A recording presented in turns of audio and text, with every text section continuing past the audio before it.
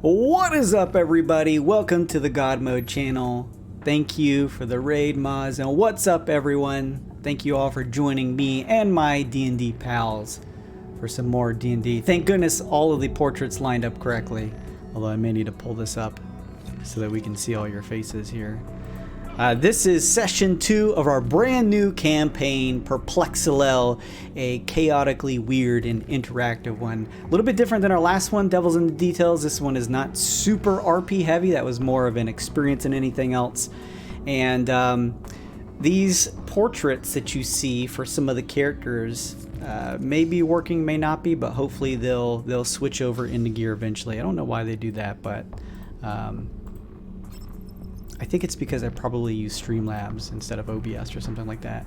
But they will finally switch into gears. You can kind of see who everyone is as their characters. But yes, welcome everyone. I am Jaso / the DM / the wizard. Who else is joining me on this fine Friday evening?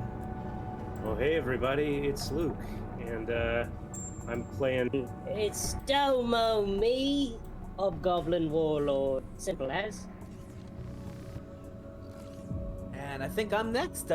What's up? I'm Kevin, and I'm playing MUSA, a normal little girl. I like how the first two people they introduce themselves are dudes with deep voices that are playing pixie-like children. What's up, everybody? My name's Slim, or Brian, or whatever the hell you want to call me, and I'll be playing. Good evening, WDXT listeners. This is your CJ Flash. I want to welcome everyone here to a wonderful evening. I'll be your host this evening, a kobold, the bard. I guess that's what you call me. But we want to give one shout out to Kevin. Happy birthday, brother. Happy birthday. Thank you. Happy birthday, buddy. I play Harper, Black Star Rouge, rock star, rocking amongst the stars, looking for that new sound that rocks stars. Hey guys, I'm Amanda. I play Six, the harengon barbarian. Hey everybody, I'm Nick, and I'm VYSE, greatest video game actor in all the Twixt. I'm a monk, or whatever. And then hi guys, my name is... Oh, sorry, I was going to say our special guest. Hi guys, my name is Megan, or Maz. I play Talii, kalashtar druid. I forgot her voice already. Great. It's still early. Her voice can be whatever you want it to be. Thank you so much for the gifted subs, Mousy. That was very nice of you. I really appreciate that. Hey, for any of you out there, I have a couple announcements. Thank you all so much for joining me tonight. First off, as always, I want to give a big shout out to both Peachy Yuri, as well as Iruichi, and I need to fix this here, for our character art. Peachy Yuri does our main art, and Iruichi does our NPC art. And they've been doing that for a good 2 or 3 campaigns. So big thank you. Go over to Twitter and give them a follow or give them some love, because they do an amazing job. Thank you so much for providing this really cool art for all of us.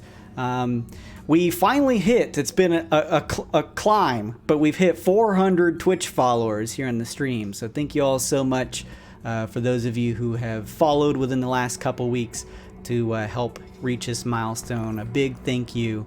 I really appreciate it. That's really awesome. For those of you who are joining us tonight, we use Twitch channel points. You can interact with the stream that way.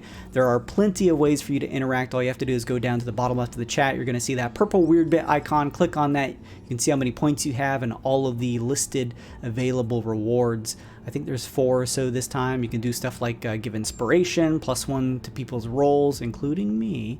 And You get boosted points that you can just build up over time. It doesn't cost any money or anything, although if you want to donate, you're welcome to. But yeah, otherwise, just watching is what helps you build up the points. So just being a part of the story and hanging out with us is a way to build those up. We have some exclusive rewards for this campaign, specifically the volatile Wyrd, which makes makes it a bigger opportunity for players to roll a 1, 2, 19, or 20 is what would trigger the Wyrd, which is like our version of the Wild Surge while they're in a collateral reality.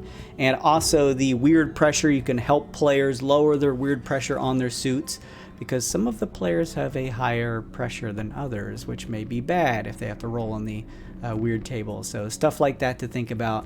I'm going to try and keep my eyes out for that type of stuff, but maybe if someone like Kevin, if you're keeping eyes on the chat, if you kind of see any of that pop up or anything, just let me know.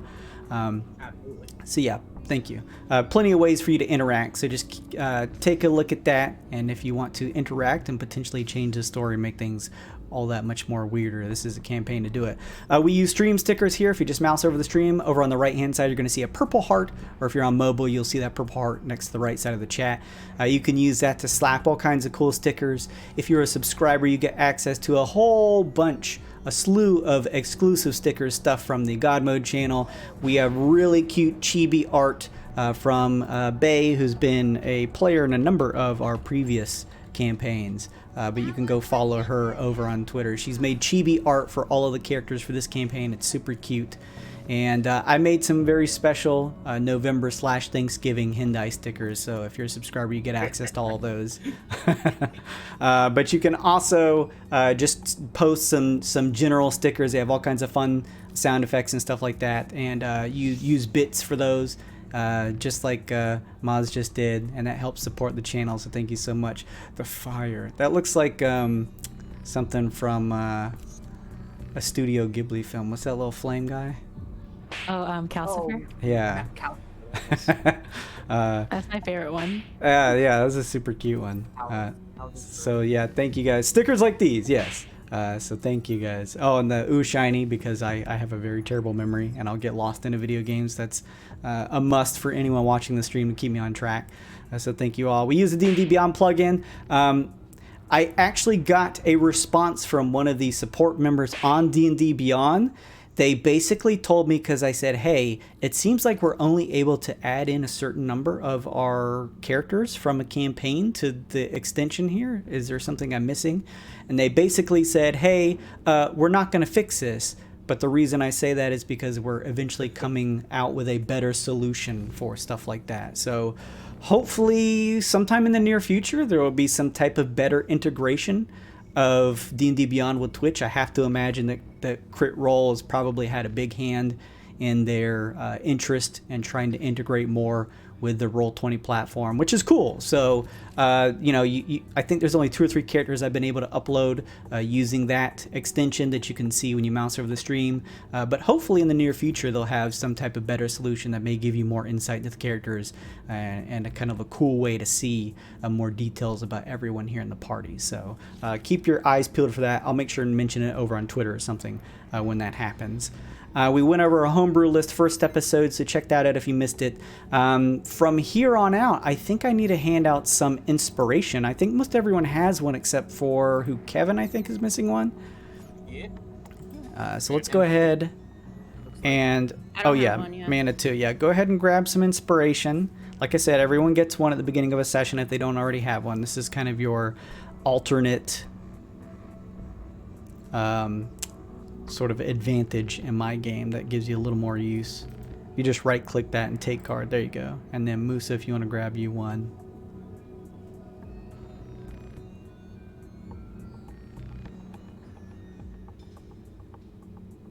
Did you grab one? Like I did, but I don't know what it's not. Here. There you go. Now you have one. Okay.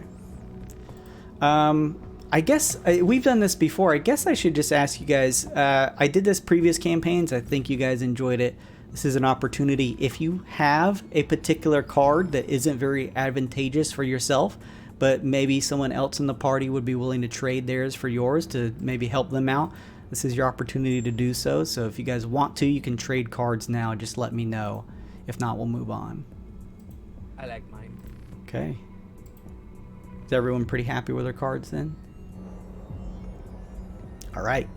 Looks like all of our character images are working except Nick is playing himself. That's my CGI Yeah. render for the new game. Oh man. VYSE is nice. It's crazy. I miss the Kevin profile image. Kevin profile image is top tier and probably brought in about 300 more subscribers. Oh, Wonder says you got your hair spiked because you're an actor. I do, yeah. I let my hair down today and woke up like this. Sorry, everyone. I'm disappointed. I'm going to go ahead and roll our intro, and then when we come back, we're going to roll some die. Whoever rolls the lowest will give us a wonderful, beautiful, very detailed recap of the first session. So we'll be right back. I'm going to just play our intro real quick.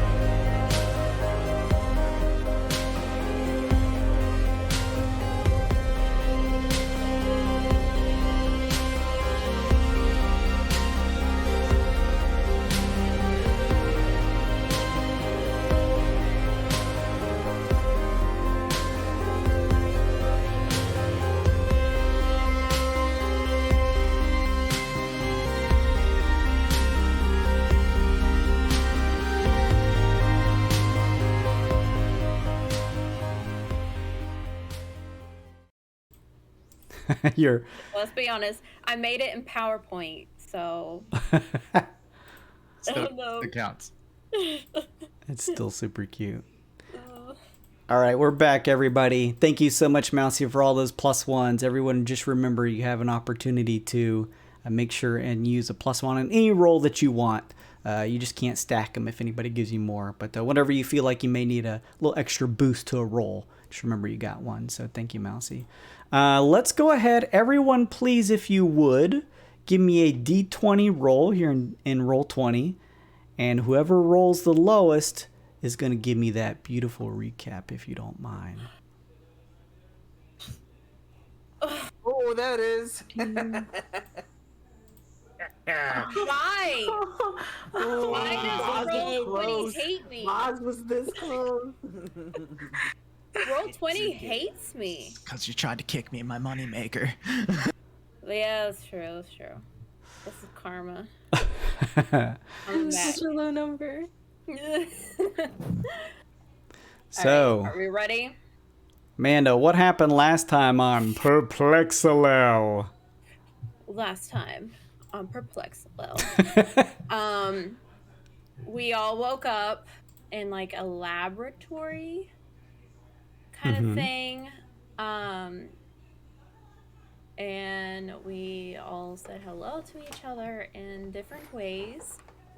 And then some monster thing showed us into a room, and this scientist Lexi was there, and she explained to us that we're gonna go to collateral realities to look for what's it called? Hexamal. Yes, to look for hexamal in these collateral realities and to suck them into our suits. Got scared there for a second. I mean, technically, yes. We're gonna go find Hexamal, suck them off one real nice. No. Oh, okay. Which our suits are alive. Your suits are baby versions of Hexamal. Yeah, that's kind of odd. And then we teleported to a collateral reality. We jumped right into it. And we got into a fight with gas bags and this vine monster thing. And we rescued a gnome named Perry. And he told us that we are in the back of a really, really, really big giant whose name is Lumpton. That was very succinct to recap. Thank you very much, Amanda. I appreciate that. So yes, as Amanda mentioned, you guys found yourselves in a collateral reality. Finding yourselves... initially, you were told by Lexi that you're attempting to find a town nearby the forest clearing called Lumpton. But in this collateral reality, Lumpton is, in fact, a massive, colossal humanoid creature that you all find yourselves standing on the back of. After Perry sort of mentioned to you, when you asked, he mentioned that, well, this is Lumpton, and everyone was sort of confused, so he led everyone out of the forest into a open space, and here you see the vastness of Lumpton in its current form. And I'm just trying to find some good music here. This will probably work, I guess. We'll see. So I'm going to go ahead. Oh, go ahead. No, go ahead.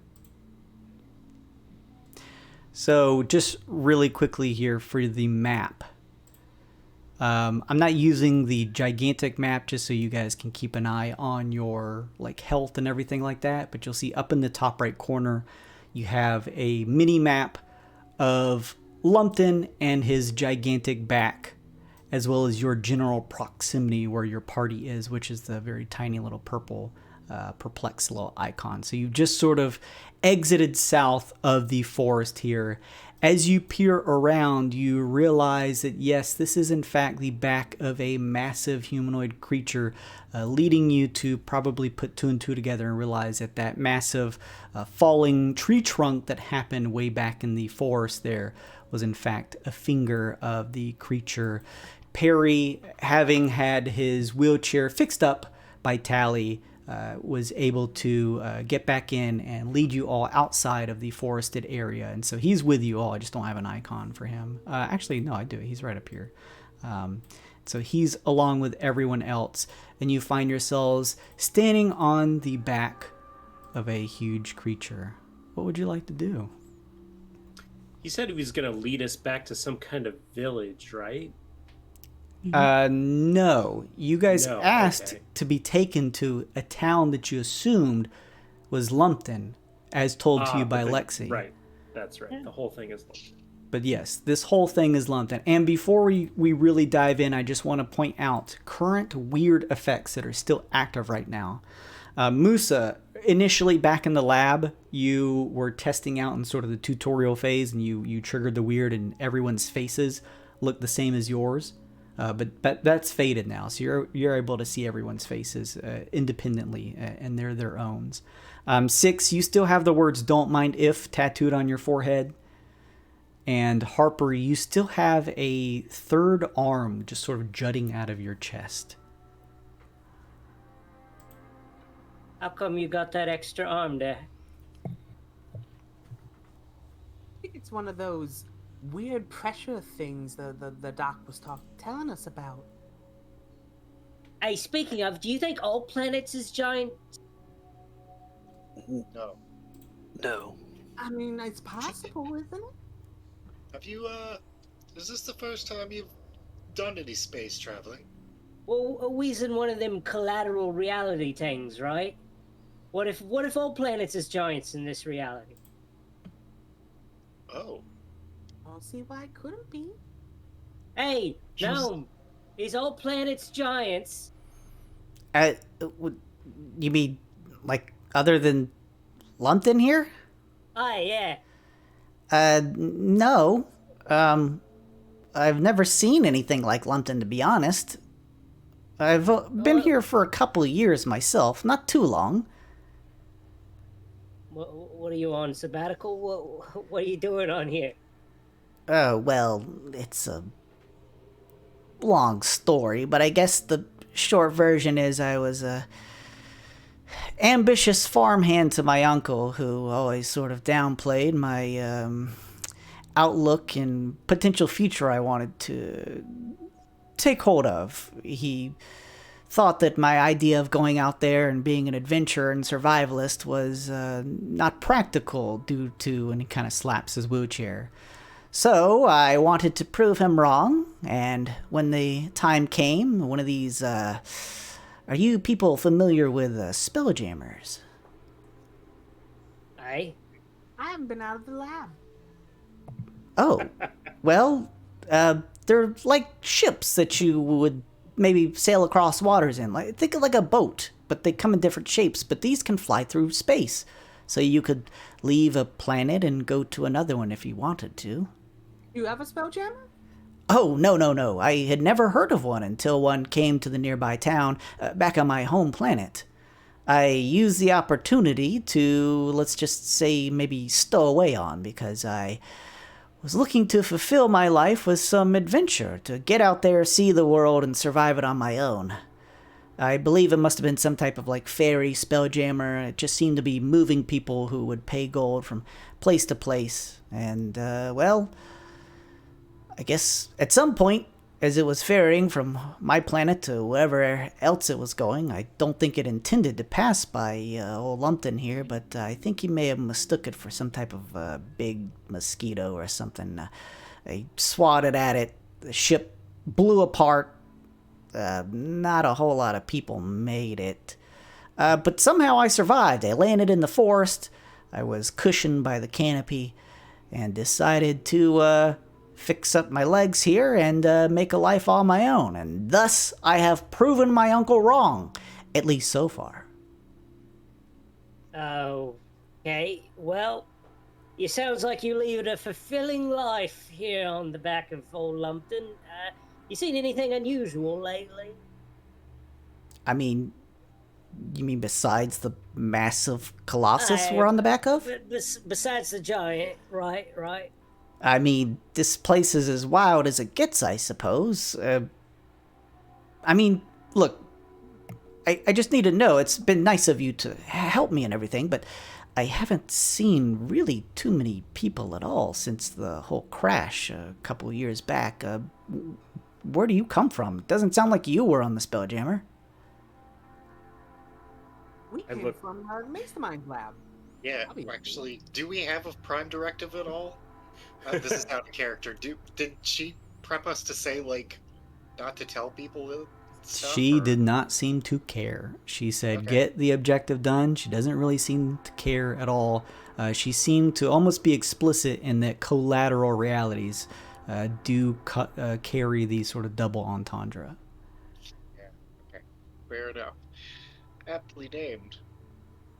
We are even more special than space spelljammers. We travel instantly, it seems. Actually, it does bring a good question. Where are we in the wild? Is this big old man something special? What do you mean? Well, I mean, I start naming star systems that I know until he starts saying, like, oh, I recognize that one. Oh, goodness, I have no idea. I didn't even know that there was worlds beyond my own before that Spelljammer arrived. I thought it was a hoax, but then I saw the thing take up off of the ground, and, well, that's when I figured I had to quickly stow away myself to see what may lie beyond the stars. I've seen other planets occasionally in the distance, things that certainly don't look like stars. But I couldn't tell you where we are in relation. I don't even know what this is. Wild space, I've heard? So, do you happen to have, like, a residence, a house or something on him? Oh, well, not a house per se, but I have been able to sort of create a bit of a hovel, if you will, in the bladed forest where we just came from. I tend to try and move place to place, but I usually stay in the forest. Well, first intentions from what you saw may make it seem like it's a hostile place, but that was only recently it seemed to be happening. Otherwise, it's as long as you were kind of keeping your nose down and trying to keep your wits about you, you could avoid trouble and make a living like I have. Keep saying making a living. Do you just mean surviving? Of course. Okay. Not exactly an economy or anything, or too many other people to even talk to here, but like I said, I had a specific goal in mind, and despite some bumps in the road along the way and some casualties from Lumpton here, I think I've made out pretty well for myself. A bit lonely, sure, but any survivalist worth his mettle should be able to weather the isolation of nature. 2 questions for you. The big guy doesn't talk at all? Well, I like to consider me and Lumpton on friendly terms. I don't think he's noticed me, but I did travel once up closer to his head to try and speak with him, and I feel like he may have heard me. I couldn't understand a word he was saying, though. Whatever he's speaking, I don't speak it. But at least he didn't squish me, so, I mean, that counts for something. Very good. And also, where did you crash? Can you lead us to the crater? Well, I don't know how much is left, but I'm pretty sure the Spelljammer came down in between the 2 bladed forests, probably along the Spinal Ridge, in the center of the Colossus. You haven't seen hide no hair of any strange beasties around? I mean, I guess you'd have to be more specific, only because the local flora and fauna here are not exactly your standard. From what we know, it looks like a big giant white goo monster. Yeah, probably, at least from what you could infer from your suits and everything, probably just a larger version of that little creature that popped out of your suits. Yeah, looks like maybe a big old thing, the same shade as these here jackets we're wearing, and one big red eye in the middle. Anything like that? He goes to grab at the person's suit who's nearest him and just sort of runs 2 fingers along the side of it. Oh, where'd you get these? These are really cool. That's them right from the lab. They're made of living things. Wait, what? Yeah. Oh, so like leather that you get from animals. Kind of think of it, you live on Lumpton, and these things kind of live on us. Oh. Well, that's weird. I guess I could wrap my head around it. You said a lab? And you said you don't use spelljammers to travel? We came from far away, but not really, but kinda. Oh. So am I to take it then? He points over to you. Are you he points over your way, Domo. What are you? Oh, me? I'm an hobgoblin. Hobgoblin. I admittedly have not seen this thing you're talking about.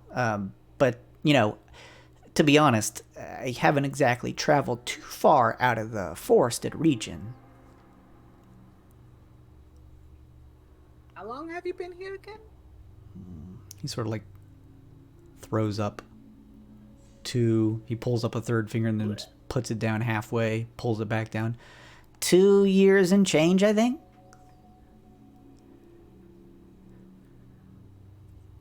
And so in 2 years, you must have noticed a certain type of creatures here. You haven't seen anything that sticks out from normal recently? Well, I mean, I could point out plenty of creatures that probably live here, especially around the forest areas, the bladed forest, but the thing you're talking about, hobgoblin, is not the thing I've seen here, at least from the areas I've explored.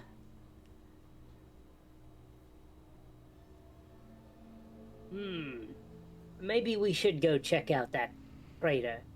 And, if not, we can then head north and see if old, what's his place knows anything. You know, the giant. Lumpton. I can speak to a giant if I could give a ear. Get an ear of his. Oh. So my dear, when you first crashed, Was he quiet? Did he move a lot? How does he stand so still in space? Oh no, he's definitely moving around. It's just he's so large, it's hard to feel it.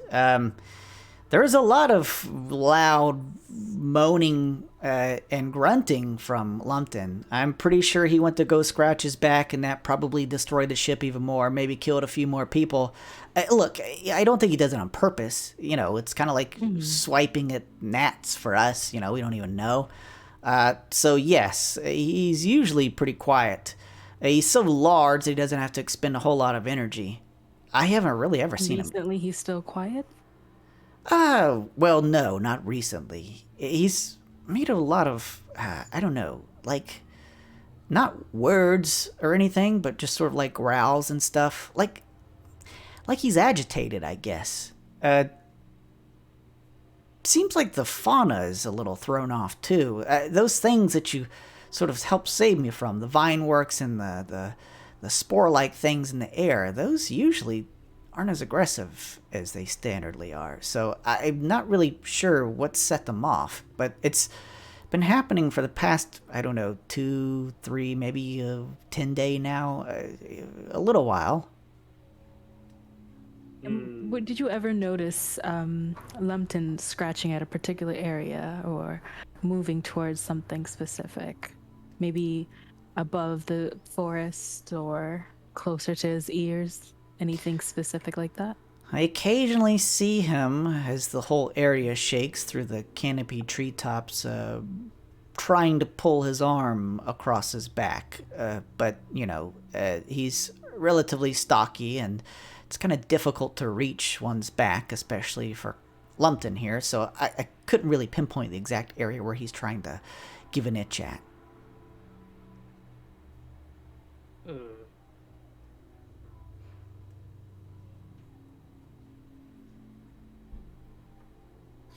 I think perhaps he's trying to reach the small of his back, just like all of us would do if there was an itch behind us. And if it is any part of your suits, maybe that's where they could be. Maybe we should head down there then. Sounds like a good idea. It's a pretty large area to search, don't you think? Well, I'm guessing that either the ship possibly caused the first reaction. So that's definitely a point of highlight that we could check out. And maybe something from your suits wanted to check it out as well. That's probably the most interesting thing on this giant's back so far. Mm-hmm. All right. To be fair, you've asked me questions. I can ask you questions. Why are you looking for this thing? We want to kill it. Oh. Well, I want to study it. So you're hunters and researchers? Pretty much. For the most part. We all have different interest in it, but it's kind of a team put together to finish a job for someone, and we don't want it to cause any problems for your friend here. And you said, he says looking over your way, Talii, you can actually speak to Lumpton? Yes, my dear, I am able to speak many languages. I studied at the finest universities. Whoa, I never even gone to school before. Well, I mean, look, I'll take you wherever you want to go. I don't exactly know all the areas here of Lumpton, but I guess the most surefire way to maybe figure out what's going on would maybe try to head north and speak to him. But, I mean, that's up to you. Jason. How long is that trip? Oh, sorry. Go ahead. Lumpton says, a couple miles out, so, you know, maybe an hour or two if we're just making good time.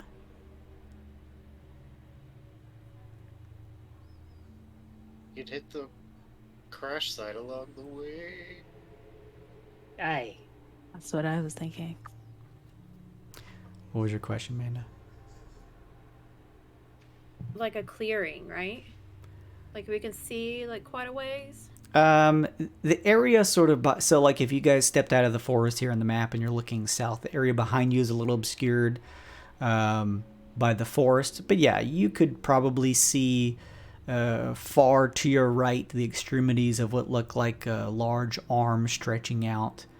And over to your left, you can kind of see like a clearing between this patch of forest here and another one on the other side of what looks like some rolling hills, which you can only imagine to be this Spinal Ridge. And then of course down south, although the area sort of curves some, looks like it probably leads down further the back, but it's kind of difficult to see that way unless you could walk that way. Yeah, I'm just gonna make a roll. Perception, I guess. I just want to see if I see anything, like, obviously weird. The whole thing's weird, but you know what I mean. Sure. Extra weird. Sure. I'll give you an advantage on it. I'll scoop you up and put you on my shoulder. Nice. Oof. 13. With a 13, you, other than seeing the sort of dark tone of the rough flesh that makes up the back of Lumpton in the forest behind you, you don't see anything in particular that stands out. There looks like over near Spinal Ridge an area of sort of like the skin of Lumpton seems to shift to more of maybe like a reddish brown tone and sort of builds up in a couple clumps, but you're not really sure what that is. Otherwise, that's all you really see as a point of note. Bit of a blue question for you, Perry. Uh-huh. Does it eat? No. I mean, I've never seen him eat. So it doesn't, the other part of eating either? Drinking? No, he doesn't drink No. either. No, that's okay. My curiosity is slated. Northways then, yeah. Are you asking if the giant poops? I was not trying to be so... Yes. But since somebody else asked. Perry, does it shit? He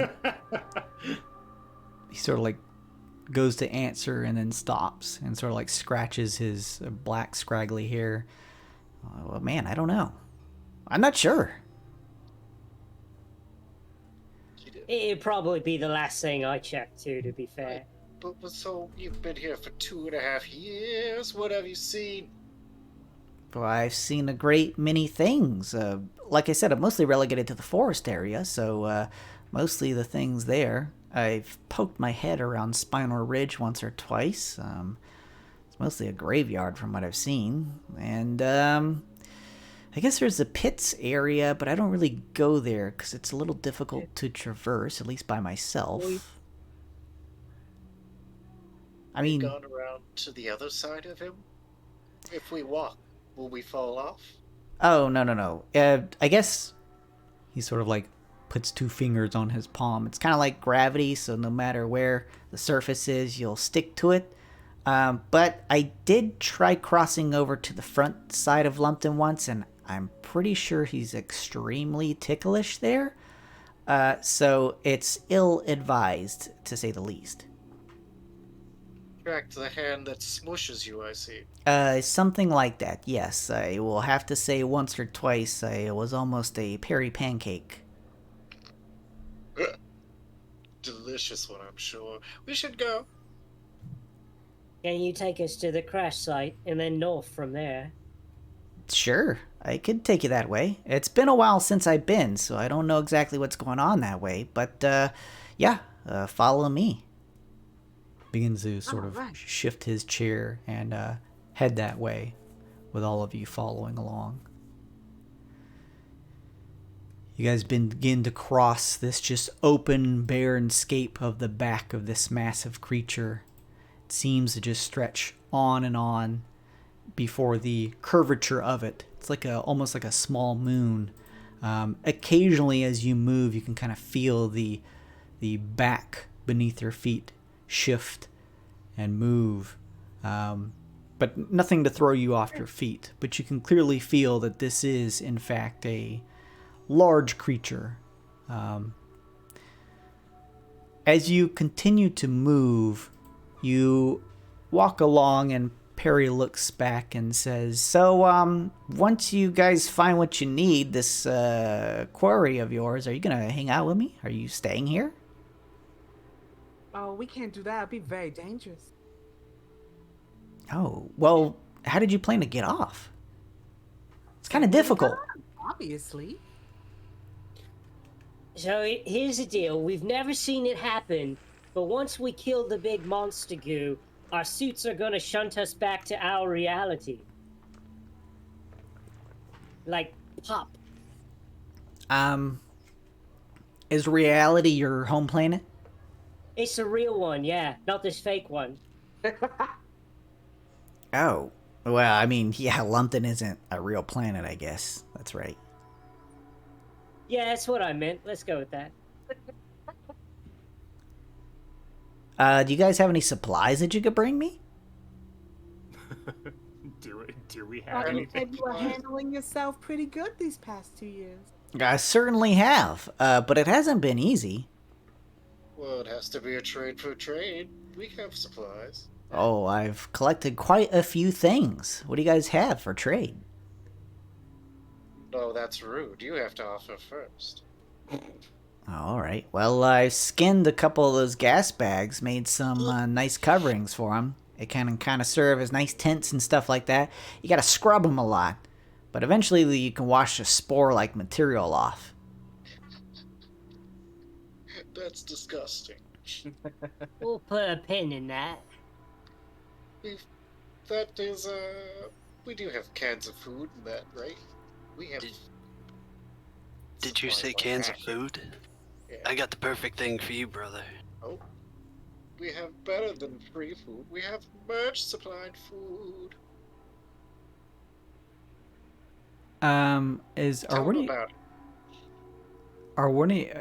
Is there some people here who still have some damage from the last battle? MUSA. MUSA. Okay. I don't have damage from the battle. I have damage from VYSE, like, punching me or Punching whatever he you. did. Oh no. Yeah. Okay. On point, spinning back fist Yeah, that move. with love. I've also got some carved ornaments of some of the fauna that I've seen, mostly in the Bladed Forest. I could trade that for maybe some type of like medical supplies or, you know, a little extra food. No, I got 2 in 1, brother. We'll make a trade as soon as we get back to your camp. How's that sound? Sure, that sounds good to me.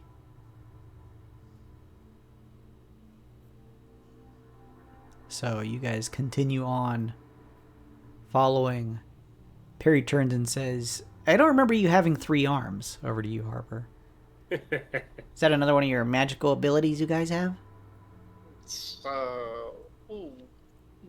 Yeah, I'm not sure how exactly to describe it, but yeah, it's a, it's a wild, I don't know, do they know how to explain the wild acting up, Jason? I don't know how to answer that.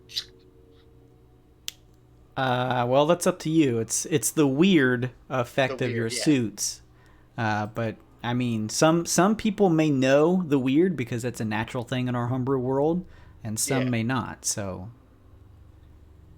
So I guess, like... Yes, well, you see, in an infinite universe, infinite realities are possible. Sometimes those realities just spring into life. so you guys keep saying realities. What is that? Well, where we are. You mean like different planets? No, well, I mean, the experience that you and I both share, the observable things that we both can observe. I said observe twice. I'm a lyricist. I'm a little. Here in the wild, everything is all jumbled up and laid on top of each other, and nothing makes sense. Yeah, like, It's real simple when you think about it. I mean, that's pretty much it. you ever look in a mirror and see your reflection and be like, man, it almost looks like me, but it's kind of not. Just imagine tons of those out there. There's tons of planets and worlds that are not like these. It's all weird science, man. I don't know how to explain it. It sounds pretty confusing. As long as you guys are willing to lend a hand. You did save me back there, so, I feel like I am inclined to, pay off a little bit of a debt and help you out. So, as long as you're not here to try and take my things, you're all good with me, even though I'm not exactly sure what any of what you're talking about is. But you're on a hunting mission. You're clearly from another reality planet. Right. Mm-hmm. You're here to kill, study a creature. Yeah. It's all tracks. Skill study. Okay. Well, sure. Murder learn.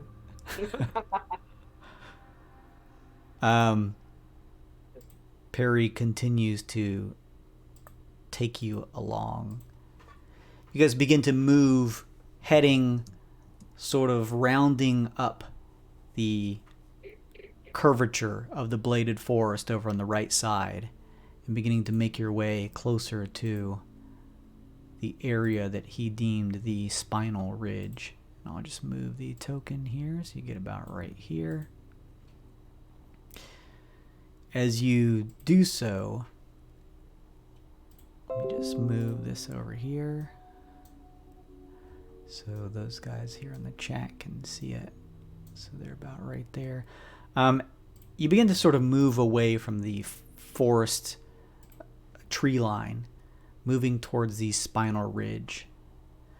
And what you see up ahead is what looks like a pretty bleak and barren area, whose only real feature around here seems to be the jutting hills that make up Lumpton's spine. Each of you, as you begin to close in on this area, similar to sort of the precursor of what you saw earlier, Six, can see that the surface of the spine area of the Spinal Ridge is like a mixture of some browns and reds coming from what looks like a just massive rash and various scabs that cover this location. Gross. It looks like he's been picking at it. Ugh. Let's see here. I'm going to go ahead and grab everyone and get ready to move maps here. Yeah, that area actually looks really disgusting now that I've zoomed in on it. Nice and scabby. Change your plans. Let's not go there. Turn around. It's a scabby place. Here for us. Okay, let's see here. Moving maps. It's just oozing molasses. Hate you. Hate it. It's nasty. Just getting everyone's token ready. What is marching order, by the way? VYSE is definitely up front. VYSE up front. I think Domo said she was in the back, and I was going to be next to her. In front of Domo, wherever she's at. So I can survey the entire battlefield and keep you all safe. Yeah, what she said. I'm quite tired after my last solo. I think I'll march towards the back. All right. Middle. 6. Moose is in the middle. I don't think it would really matter, like, just the middle. Okay. Or... If everyone's in the middle, then there's no middle. Yeah, I was about to say, since everybody's in the back or middle, probably the front. You're a barbarian. Yeah. Talii? Tallie's wherever Perry is. Okay, so kind of up in the front as Perry is leading you all. So I'll just use this little square that I've created. So I'm going to go ahead and move the map so you guys can have a clearer view as you close in on this spinal ridge. Oh. As you guys close in, you notice there is some shifting and moving from the higher mounds of these sort of rash-like scab areas, and you see what looks like some maybe insect-like creatures shifting amongst the tall areas. Some are a little harder to see than others, as some of these the ridges raise up at least a good 10-15 feet of each of the spine portions, and these scabs kind of run up and down in sort of like a hilly area. What would you like to do? Jason, all the Twitch cameras are frozen. Oh, I don't know why it keeps doing that. Sorry. Thank you for calling that out. Yeah. Does it like every time you switch scenes? Yeah, I For don't some know. reason. I'm gonna keep an eye on it. They're up again now. Thank you for calling that out. Maybe, So? maybe if we took care of some of these pests, the giant would be more amicable to Talii talking to him. You know, like a bargaining chip.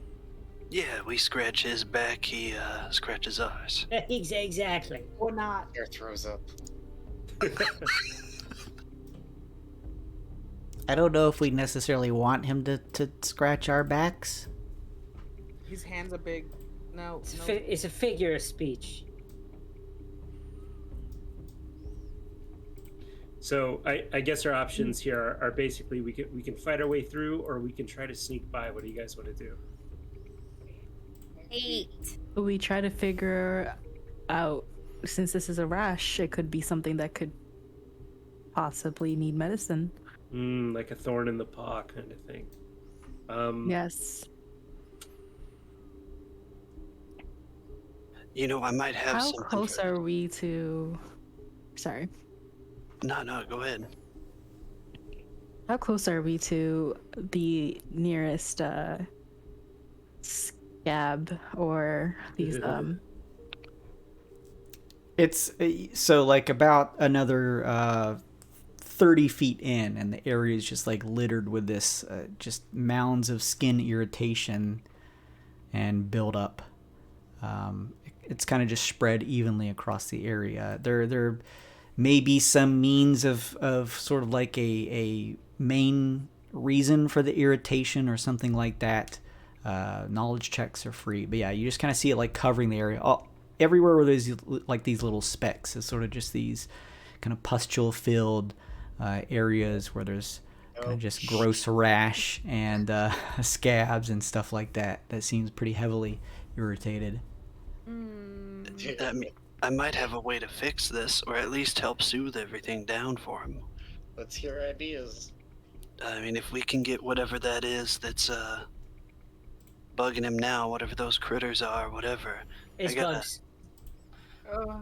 I got some magic that kind of helps in an area. I could slowly just walk around for a bit and play some tunes and kind of soothe them out. Something I learned from a bit of a circle of people a long time ago. Anybody got a taste for medicine? I got plenty of book smarts, but I ain't no medic.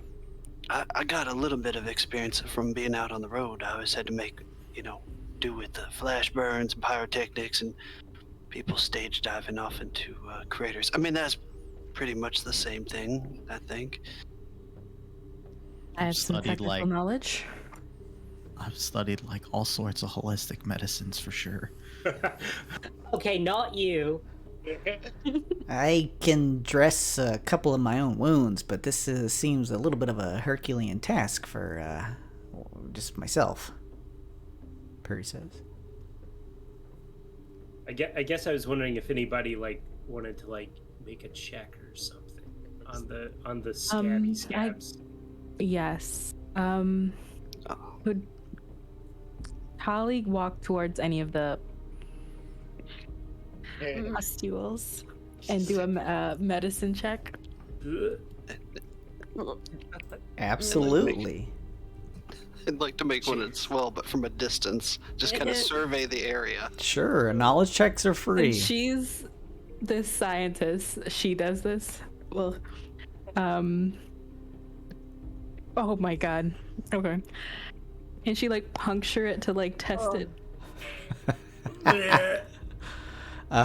Yes, you can. Let me go ahead and just go in order here. VYSE, what was your medicine check? Are you doing anything specific, trying to information gathering wise? I just want to see if the auras and the energy line up, preferably in an amber style, if you will.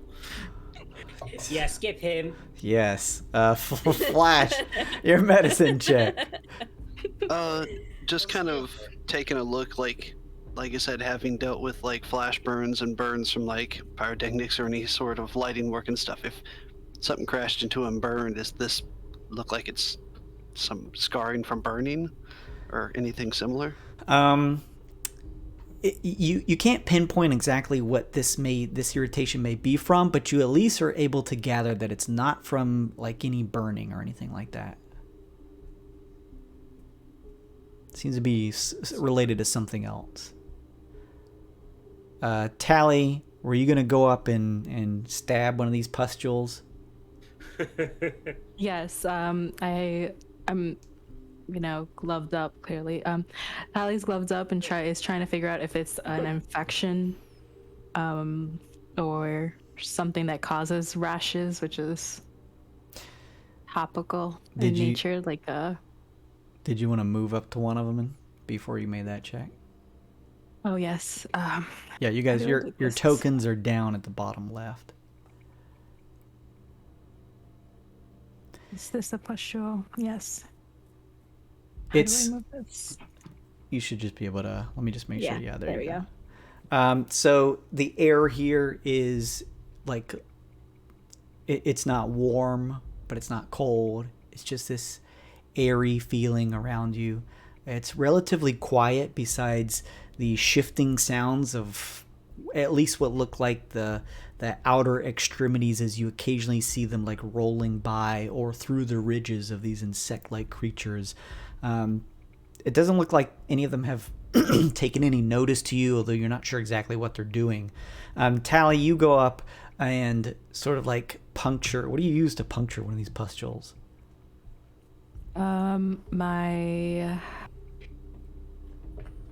I guess one of my bolts from my crossbow. Okay. You kind of pull one out and then just like surgically try to just stab into a pustule.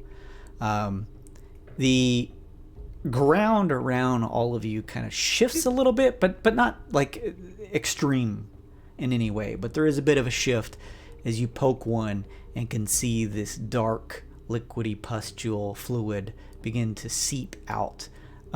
With your check of 24, Talii, you get the sense that there seems to be, that's a pretty good check at 24. This, although on a much grander scale, resembles something like, you almost put your finger on it, but it almost seems like two things. It seems like as you run your hands across an area nearby the actual pustule itself, that there's another sort of liquid. It's like a slime, a mucus. But it doesn't seem to be coming from the pustules. But you can tell that it is one of the sources of irritation that is probably creating this rash-like area. Is it from him or something else?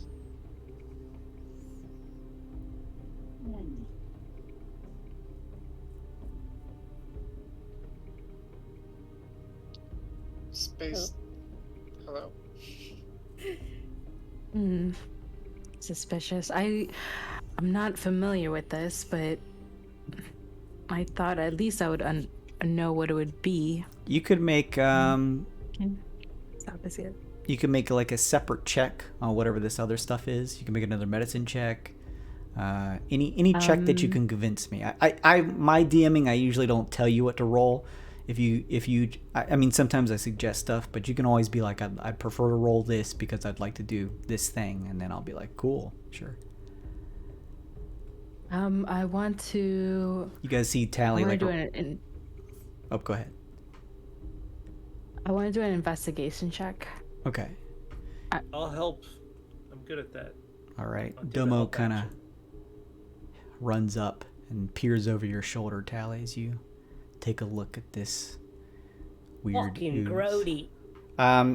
Domo is helping you, so you get advantage on this roll, so you can roll twice and take the higher result.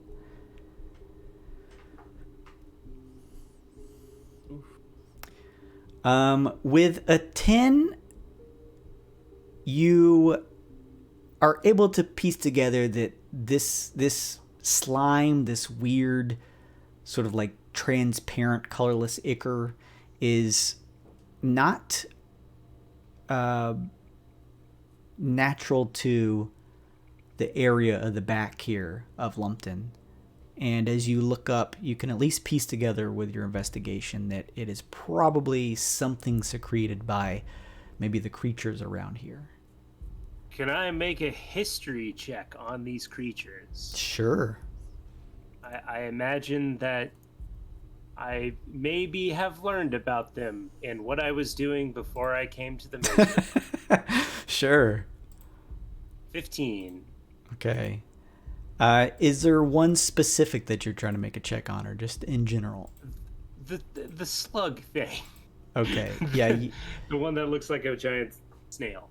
Yeah, you do see one. The head pulls up from behind the ridge, and at first seems featureless, and you watch as two bulbous stalks like push out of the head, like a snail coming out of its shell. As it pushes around the ridge, you're able to see with your check, Domo, that instead of a shell on the back of this large snail-like creature, you instead see what could be described as a shell, but it's made up of a patchwork of bones, what look like human bones. With your check, you are able to get the sense that this is a creature known as a bone whelk. They're essentially large mollusks that excrete an adhesive to be able to attach this patchwork of material to its back, and is likely the culprit of this sort of slimy irritant that it's leaving as it shifts around on the back. Well, Pear Bear, I think I know what happened to the rest of your crew after the crash. Oh, yeah? They're all resting in pieces on that snail's backside. Oh, I'm probably sure they are, if they weren't squished by old Lumpton.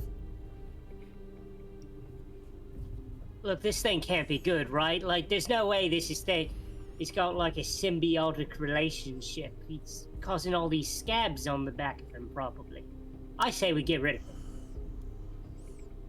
Doesn't seem like it would hurt getting rid of it, I guess. I mean, you guys are welcome to murder, study, anything you want here. But just to be fair, I'm not really exactly I'm a survivalist, but I wouldn't say I'm like a trained combatant like you all. So I'm willing to lead you where you want, but I can't say exactly that I'm gonna really get involved in the combat if you're okay with that. That's fine. Just leave it to the professionals, Pear Bear. All right, sure. It's Perry, but Pear Bear's fine too. So what do you say, troops? I better scrap on the way to the old giant. All right, Aggie, let's go. Yeah, just keep your eyes open for any of those flying logs if we get our old big friend here a little too irritated. I mean, Oh, go ahead. He was just gonna say, I feel like it's important to point out, I'm not sure if the creature, I don't know if Lumpton's ever really actually pooped before, so I don't know if that's a huge worry. I will keep that in mind. I think he meant fingers, but Oh, of course. Could we maybe try to get close enough to maybe like do some sort of like sneak attack maneuver or something? You can try anything. Oh boy. You'll have to go on without me. My presence just simply demands attention. I have disadvantage on stealth. Oh, fair. Me too. Okay, never mind. How do you have disadvantage on stealth? You're a barbarian. Buddy. I'm wearing plate armor. You're wearing plate armor as a barbarian? I guess that makes I said that too. I said, you're wearing armor? Interesting. That's not my favorite. Question, Jason, is it daytime out? You look up, it is a black starry sky. This is space, wild space. Okay. It is lit from a nearby star, so it's not like low light or anything like that. You can see it clearly, but it would be like being outside with a full moon out. It is pitch black up above you. Okay. Kobolds don't like the sunlight, so. Yeah, no, you're good. Like it's lit, but it's not like a nearby sun or anything, so none of that disadvantage. I shine a torchlight into Flash's eyes. No, I don't. All right, so here's a tactical thing we're gonna do. Let's start working our way up and killing them. Yeah, okay. Great, no objections. Sounds Let's good. go. What do you want to kill first, though? I reckon whatever you can reach first. Let's not bite off more than we can chew. Maybe he's right. We take the first one we find. That's fair enough. They do look quite large. I'm quite tired. Do we know if this slime is like difficult for us to traverse in or anything? It's now that you've made enough checks, similar to a snail, you can see that there's like a excrement of like a thin trail from where the thing has traveled. It's not like covering the area. So although it's pretty bumpy in terms of just like the rash-like nature of this area, it's not technically difficult terrain. Okay. Well, Domo, seeing that no one is excited to move into the field of scabs, is going to... I'm on it. You just point the direction. This reminds me of my hit action-adventure movie, Vice Climbers. You can also see that these the spinal ridge here, each of these sort of like fleshy bumps in the center where the spine is, they raise up high enough, about 15 feet, where you would get half cover hiding behind any of them if there was a creature on the other side, and vice versa. You've inspired me, my friend. You play a little tune for him, a bardic inspiration for you, Vice. Just ahead of time. Thank you. I'll tune my guitar now. That sounds good with that third arm, man. All right, a very famous Bastion general came up with this maneuver. It's called the spider in the honey pot. What's going to happen is I'm going to shoot an arrow at the closest one, and then you're all going to run at it and murder it. Oh, I get you. It's a honey pot because all that goo. Gotcha. Yeah, I meant that. Do you guys have honey? Perry says. Yeah. Hear anything you just said, but you said murder, so I heard that. Let's go. Yeah. Jason, I'm gonna try to sneakily move up here, and then give me a stealth check at advantage since you're still fairly far away. Okay, I'll do that. Moving right with her. Hey. Silence. Congratulations. You are very stealthy. Also, please give me a D25 roll as you trigger the God Wyrd. damn it! No! Oh, I forgot that we were playing this. I'm going with Domo. Do you want me to roll stealth? Yes, please. At advantage, which would be regular for me? Yes, you guys are still far away, so you can still go ahead and roll. Like nice. naturally. Vice! Girl. Mine was a 21 total. Nice. All right, 21. Let me just check. Is Some of you are beginning to move quietly. You kind of move up, Domo, and get ready. Let me just see what 21 is here. Is this the Domo moderate? explodes. I'm gonna move up, but not within range, just a little bit closer before they start moving up. Blackstar makes no need to approach. He stands back here with Perry and starts shooting the shit. Domo, you go to check and kind of peer back to see if everyone else is pushing back up with you, and you notice that everyone in the party, every single person here in the party, has a thick black handlebar mustache on their faces. What the? Each of you, as you push towards Domo, she turns back to make sure you're all following along, and you notice that she has a thick black handlebar mustache. Is there something in this goo? I thought you said you couldn't just change like me. Didn't I ask you that already? Wait. Only I'm seeing it, right? Nobody else is seeing the handlebar mustaches. Everyone sees the handlebar mustaches. Oh my goodness. Also, give me a D3 roll, please. Wait. So I triggered the weird and everyone else got a sick handlebar mustache? That's amazing. Everyone in the party, including you, has a thick black handlebar mustache. Yeah. 1. I'm Okay. okay with this. Oh, and I've triggered the weird. That means some stuff happens. Yes. The weird was triggered, so anyone who has abilities on their suits will trigger. Keep that in mind.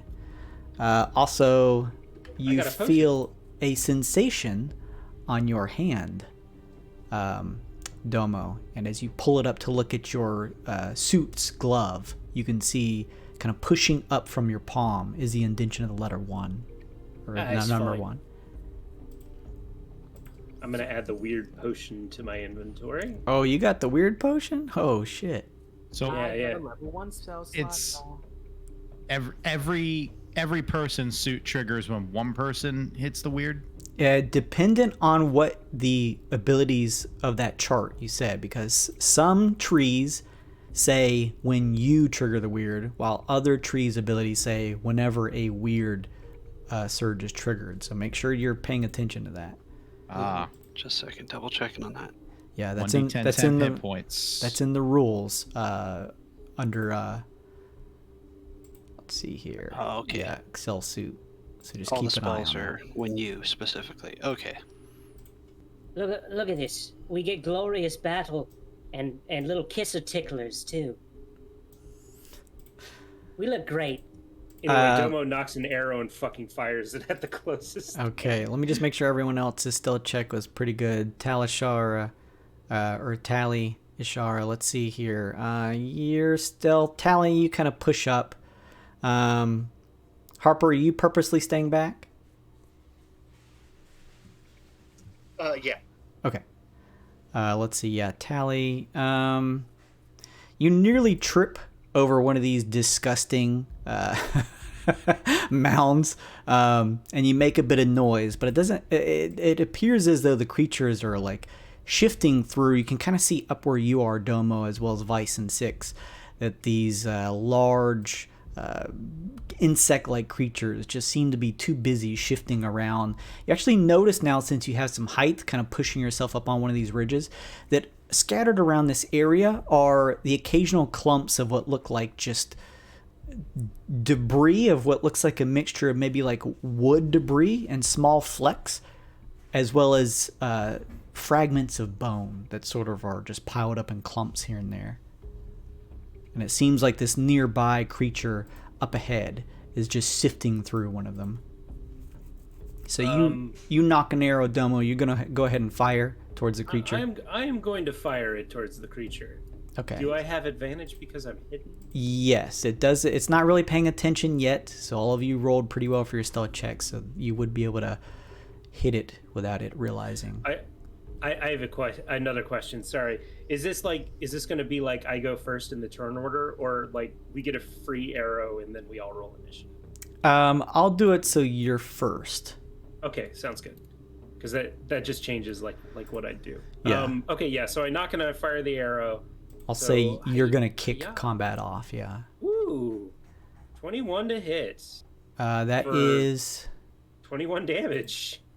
going to hit. Yes. Hang on just a second. Let me shift the music here. Okay. Everyone watches Domo sort of nock an arrow in her crossbow and fires it off.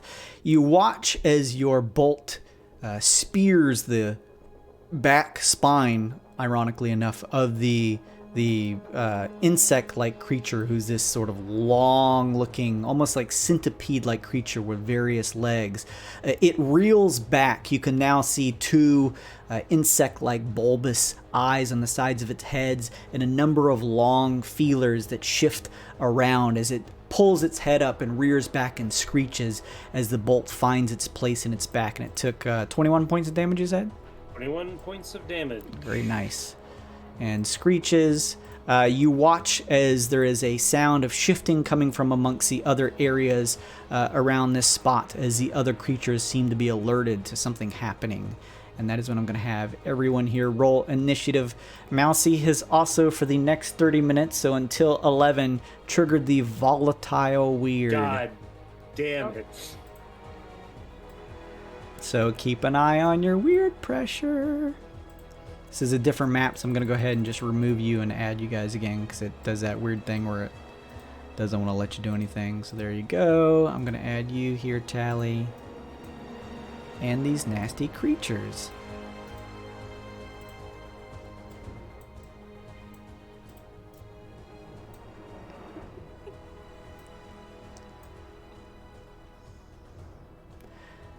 I didn't make it out turn order. I left you out purposely. You sit this one out. I'm just kidding. Oh. Let's see here. We need Echo Knight hard carry, please. CB. Roll initiative for Rough these bottle rocket boys. over here. Roll initiative for these boys. Let me punch that in. Our Echo Knight did blow a pretty significant load last fight. Yeah, I used like all of my offensive resource pretty much. Killed the story boss or whatever that is. It was pretty cool to see, though. Hit it like 100 times. Oh yeah. Well, have to rest up after. Okay, that's that. And then these guys have this. Talii, if you want to go ahead and throw your initiative in there.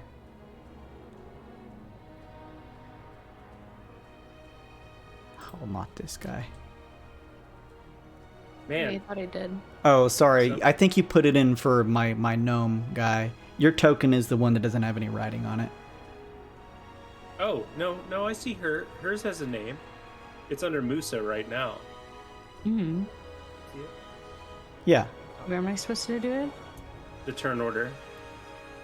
I think you may have put it under Perry's little token there. Oh, I see. I see.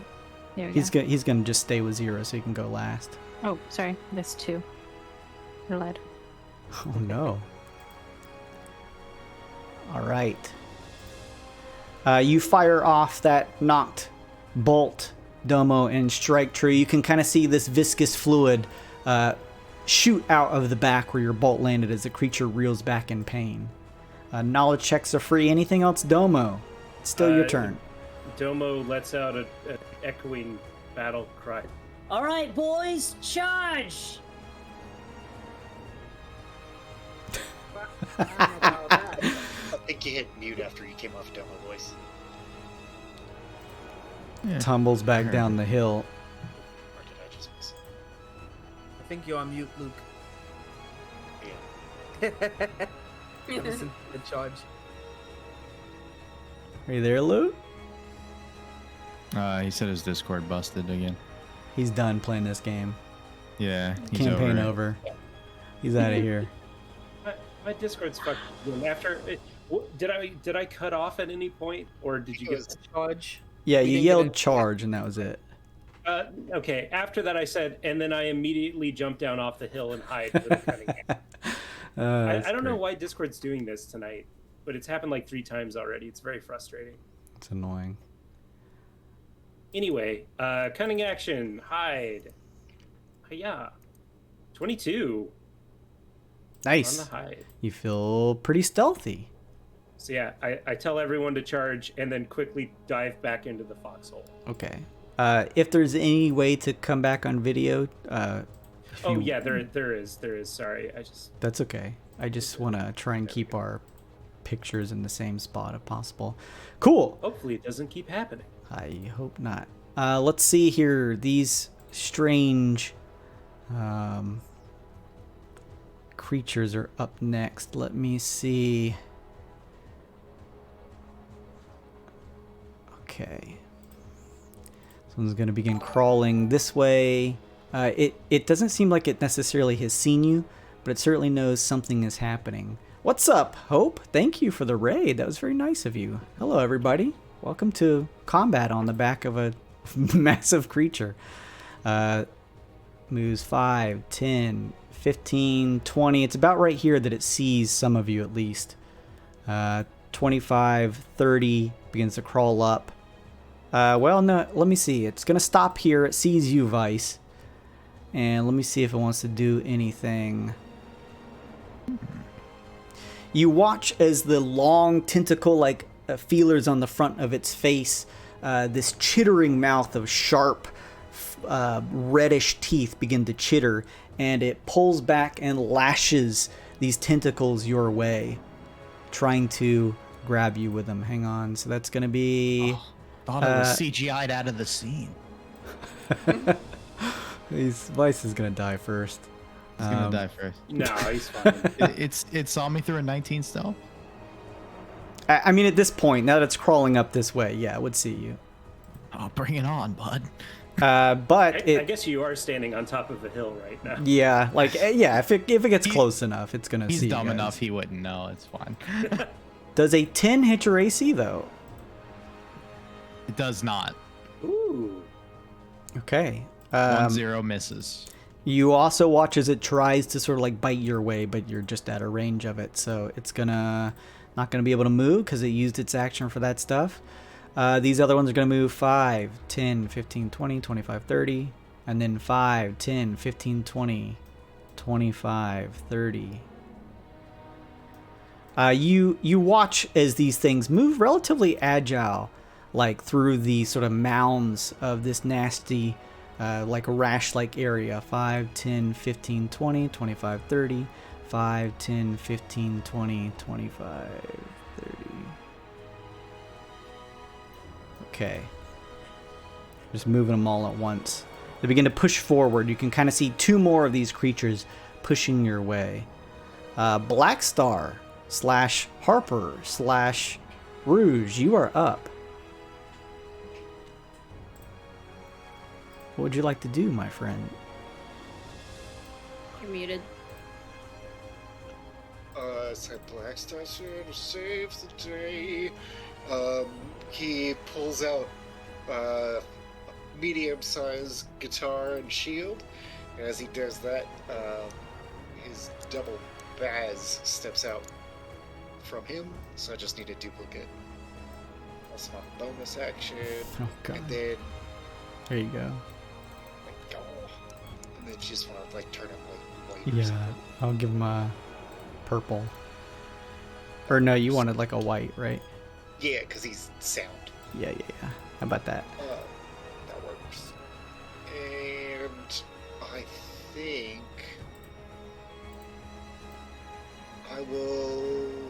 I'll handle this guy, he says as he launches pyrotechnics come out of the end of his guitar with an Eldritch Blast. Eldritch Blast. That's what those guys look 22 and 14. Oh, fucking Ooh. actually, I'm gonna use my Chow. So I'm gonna get a 22 and a 16. Does a 16 hit? Did you say Chow? A Pachow. Oh, I was gonna say Chow? My, Sonic Chow? Yes, a 16 hits. 16 hits, excellent. So it takes 1 force damage because the 22 is worth 1. Nasty. And then 9 fire damage. All right. Ooh. As What's it the affects fire damage come from? the card I get a +2 to the attack roll, and it changes it to fire damage. Ooh, dragon salt. You fire off a blast. What's it look like? Does it just like immolate just immediately on the creature? Do you shoot the fire out? They're just like little pyrotechnic arcs that lurch over at them. You watch as they sort of like pelt the creature, and it rears back as its body is singed from the flame here. Ooh, seems to be weak to fire, friends. Baz will do a little base salute to advance a little bit, and that'll be the end for Baz. Oh, is this the card that you used? Yeah. Okay, take that. All right. 6, you are up next. It seems like one of these nasty things, who knows what it is kind of beginning to crawl up on this spinal hill towards VYSE. What do you want to do? 6 is gonna take her like giant warhammer off of her back, and it's like the same size as her, but she's carrying it just fine. And she is gonna grab it with both hands, and she is going to run up to this dude. Is this the one that you just attacked, Kyle, or was it the other one? This one. Nothing has technically attacked Kyle. The only one that's attacked was this one here. Tried to throw its like tentacle feelers towards VYSE. The one on the left, the one I attacked. Yeah. I was saying, which one did he attack? Yeah.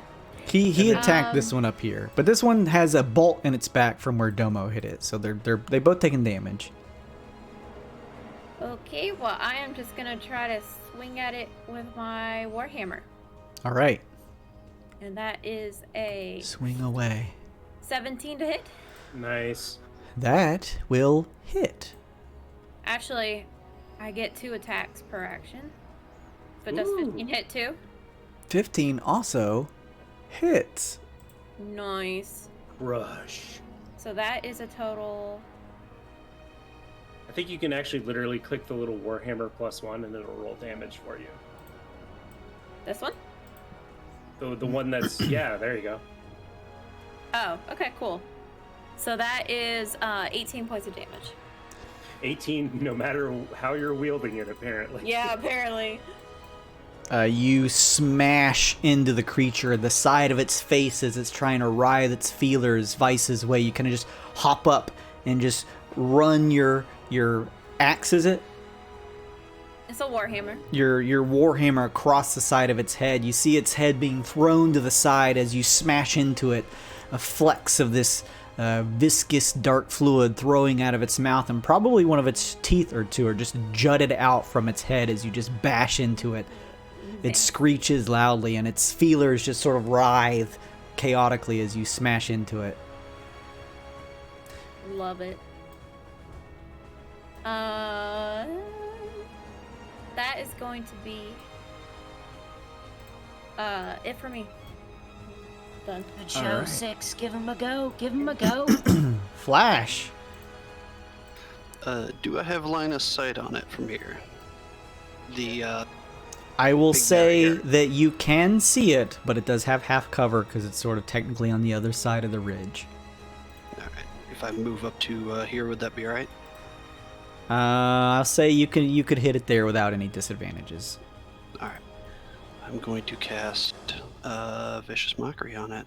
DC 15 Wisdom saving throw. Not exactly the wisest of creatures, but it does do a natty 20 for 21 overall. What? It's the wisest shit centipede you've ever seen.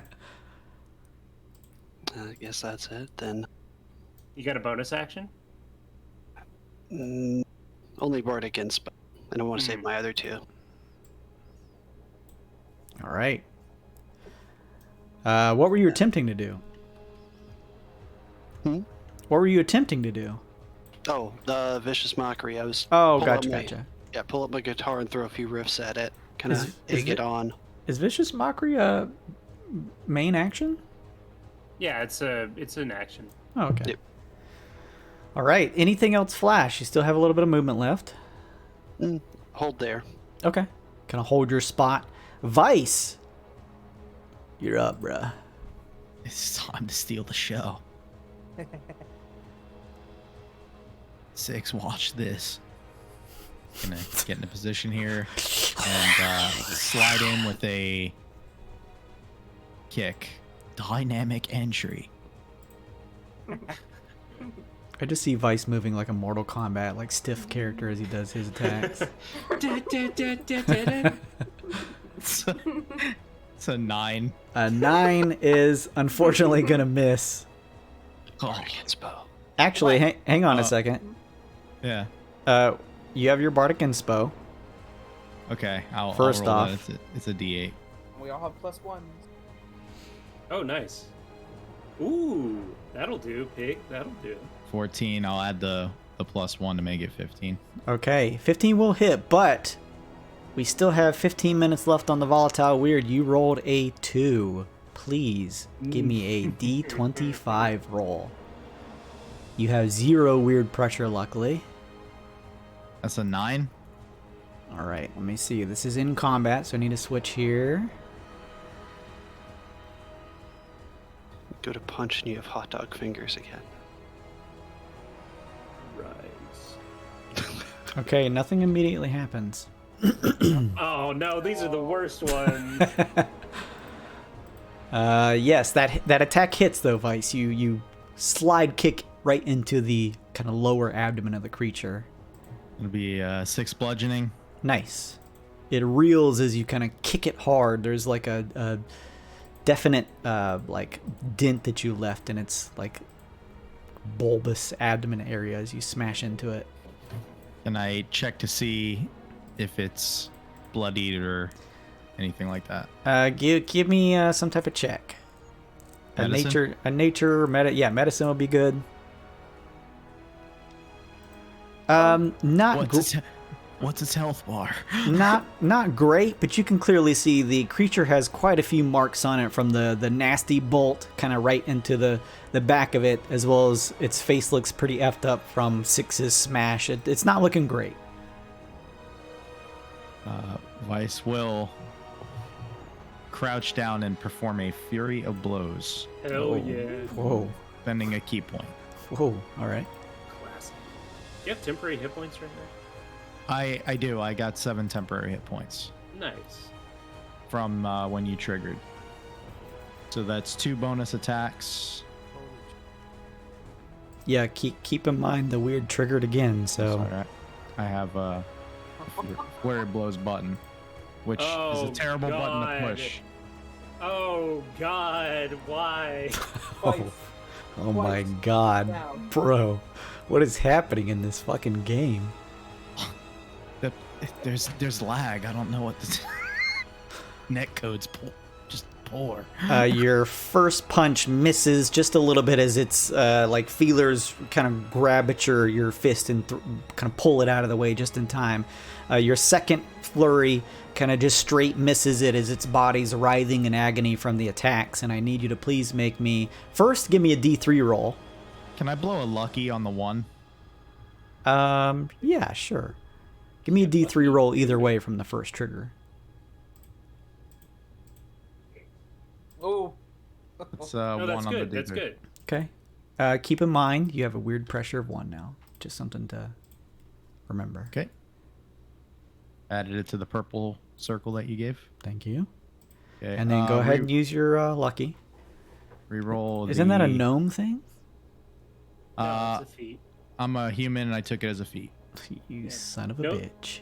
Halflings get it for free, is what you're thinking of. Oh, God. It's another 10. Hey! 10. Unfortunately, like you definitely land, but it's like outer exterior is just thick enough where you don't really strike a vital spot. So unfortunately, that misses. What was I supposed to be watching again? Oh, Oh, damn. Watch you. Bro. Alright, so I flurry to blows. Does that override the second attack, or do I just get 2 attacks? wait, what? Say it 2 again. attacks. I have 2 attacks, right? Yeah. Regardless of if, okay, so second attack. Okay, yeah. You should be doing 4 total for Oh sure. my god, fucking monks. Hey, man. I asked. The sun calm. There we go. That is gonna hit. That's low. 1 out of 4. for 9. So it delivers an uppercut. What does it look like when you kill this thing? Hey. So VYSE crouches down, uppercuts it. It dramatically flops over on its back, and using Cape of Billowing, VYSE hits a pose and fixes his sunglasses. It says, VYSE wins. Homicide or whatever. The That's fuck? great. Your move, player 6.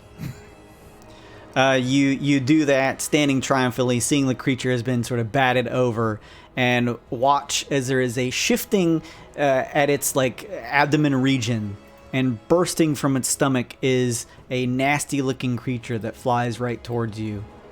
Oh nope, don't like that. Don't like that at all. It's not good. Hang Lamau, on, set just the a second. Lamau. Hang on. They're here, and let me just follow this. Okay.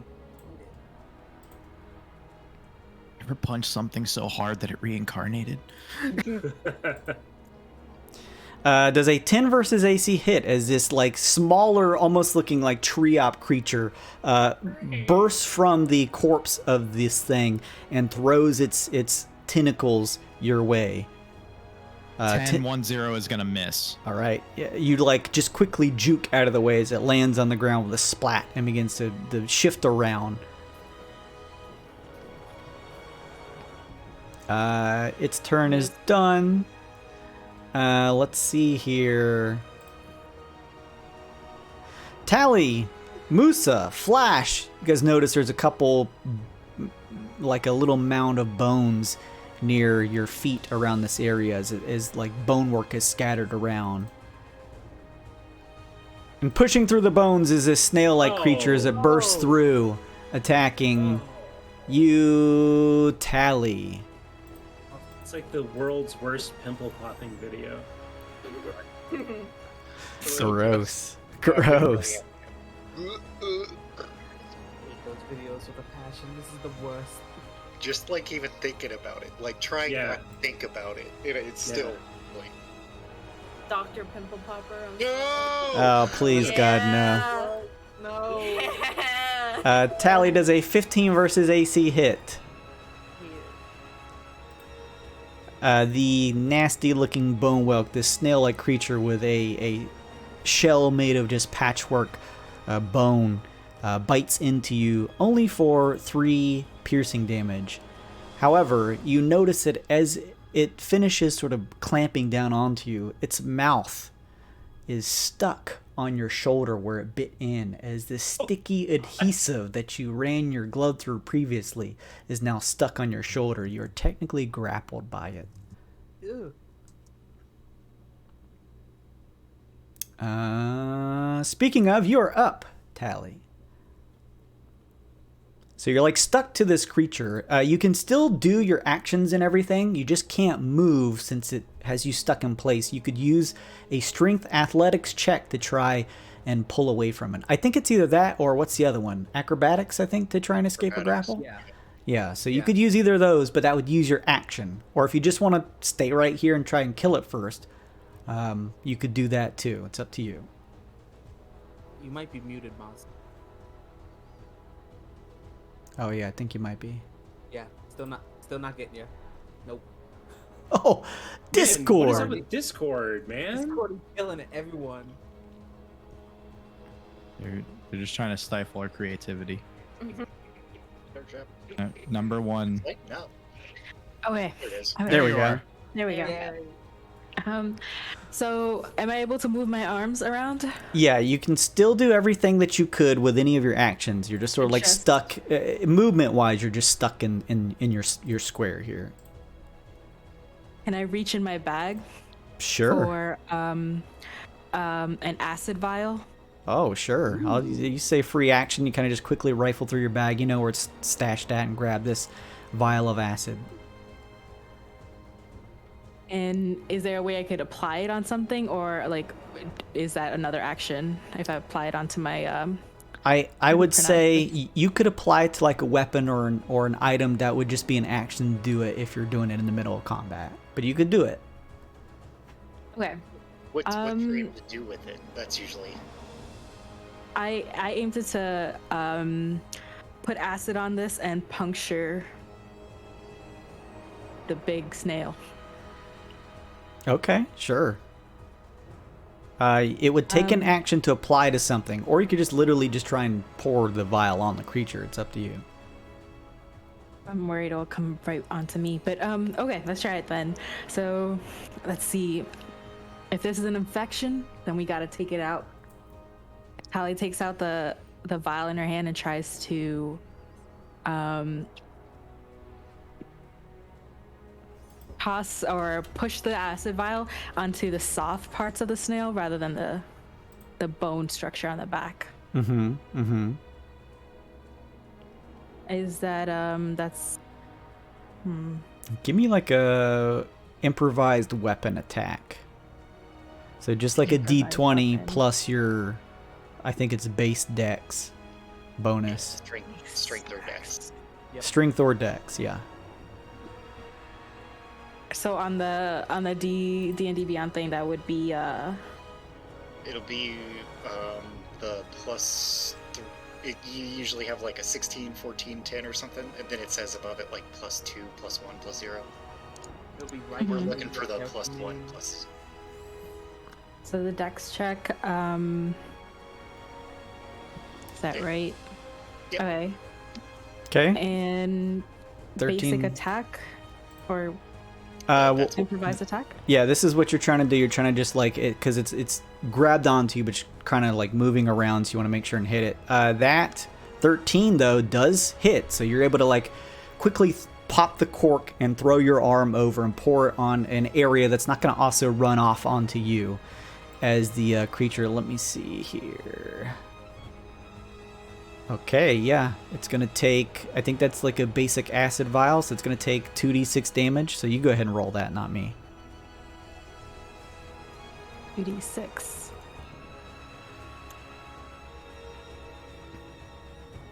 Ooh, nice, good roll. Oh, never mind. Yeah, sorry, that's 6 points of acid Good. damage. You watch as you pour it on, and you can hear the sizzle, and you see the like voluminous white what do you want to call it, just like the nasty acidic mist rise up as the creature begins to writhe around in pain, like pulling your shoulder with it back and forth as you deal 6 points of damage to it. So that was like an action to do that. Do you have any other bonus actions? You have your movement, but you're still stuck to this thing, so you can't move. My bonus action is to change into a shape. Oh. Okay. What shape? Let's see, in the list I found it's a wolf. Okay. Dire Okay. wolf, probably. Yeah, that's it. Thank you. Dire wolf. How big is a dire wolf? It's Large?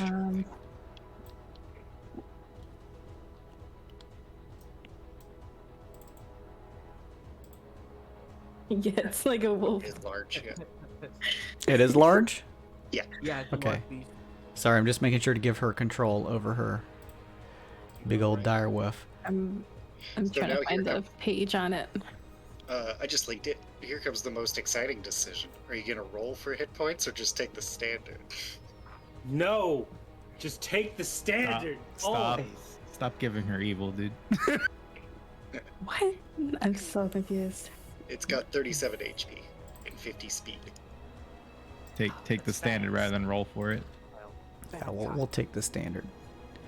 Unless you're Kevin, then you roll for your HP. Hey man, Just Kong. I'm I gonna understand that I do. I'm gonna move your token Talii over here. So you're technically still in this spot. You can use your token to keep track of your own HP, but we're just moving this wolf here so as you transform into it, and I put the health there and gave you access to control it. So what's it look like as you transform into this dire wolf? What's your fur color and stuff like that? The same color as her hair, so it's just like fur molting toward, like separating between her skin, just coming out. And her face, Tali's face comes forward like in a snout, and her eyes just start widening. And black hair just starts shooting out of her face, like as the skin like separates. It's some sick, like classic werewolf transformation stuff. I like it. American werewolf. Yeah, yeah. You all watch. Some of you may be wondering if the Wyrd was triggered or something, as Talii takes shape into a very large-looking wolf. Your shoulder is still attached, but you are at least now the same size as the creature before you, Talii, and I'm pretty sure you basically just get any of the attacks or anything that the direwolf would have. But you did use your action this turn already, so is there anything else you'd like to do?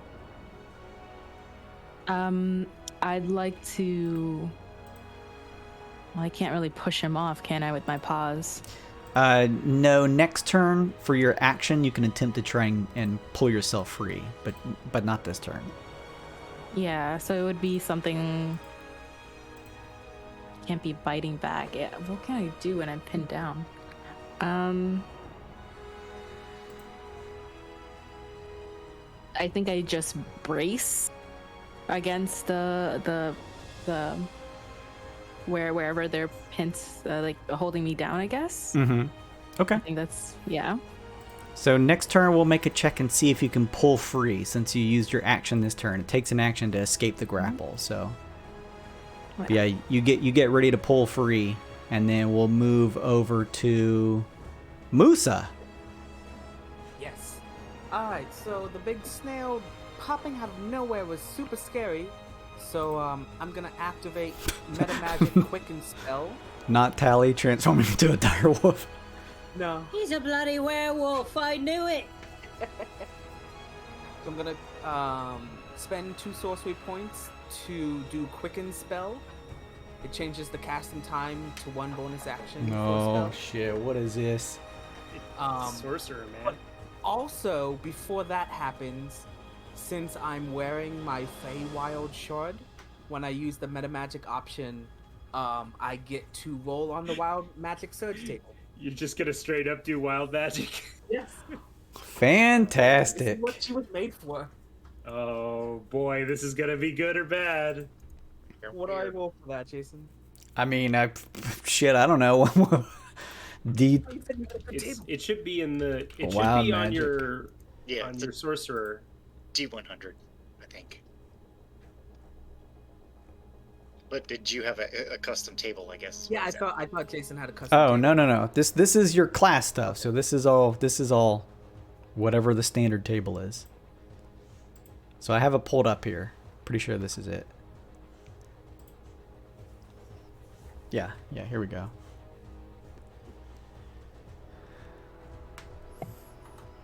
See that D100? Show me potato salad. Ooh. What was it? 51. Okay. A spectral shield hovers near you for the next minute, giving you a +2 to AC and immunity to magic missile. So, +2 to AC for the rest of the fight's not bad. Definitely not. Right, and now with that quickened spell, with that I am doing a level 1 spell. So do you want me to roll on the wild surge table again, Jason? That's technically your choice. No.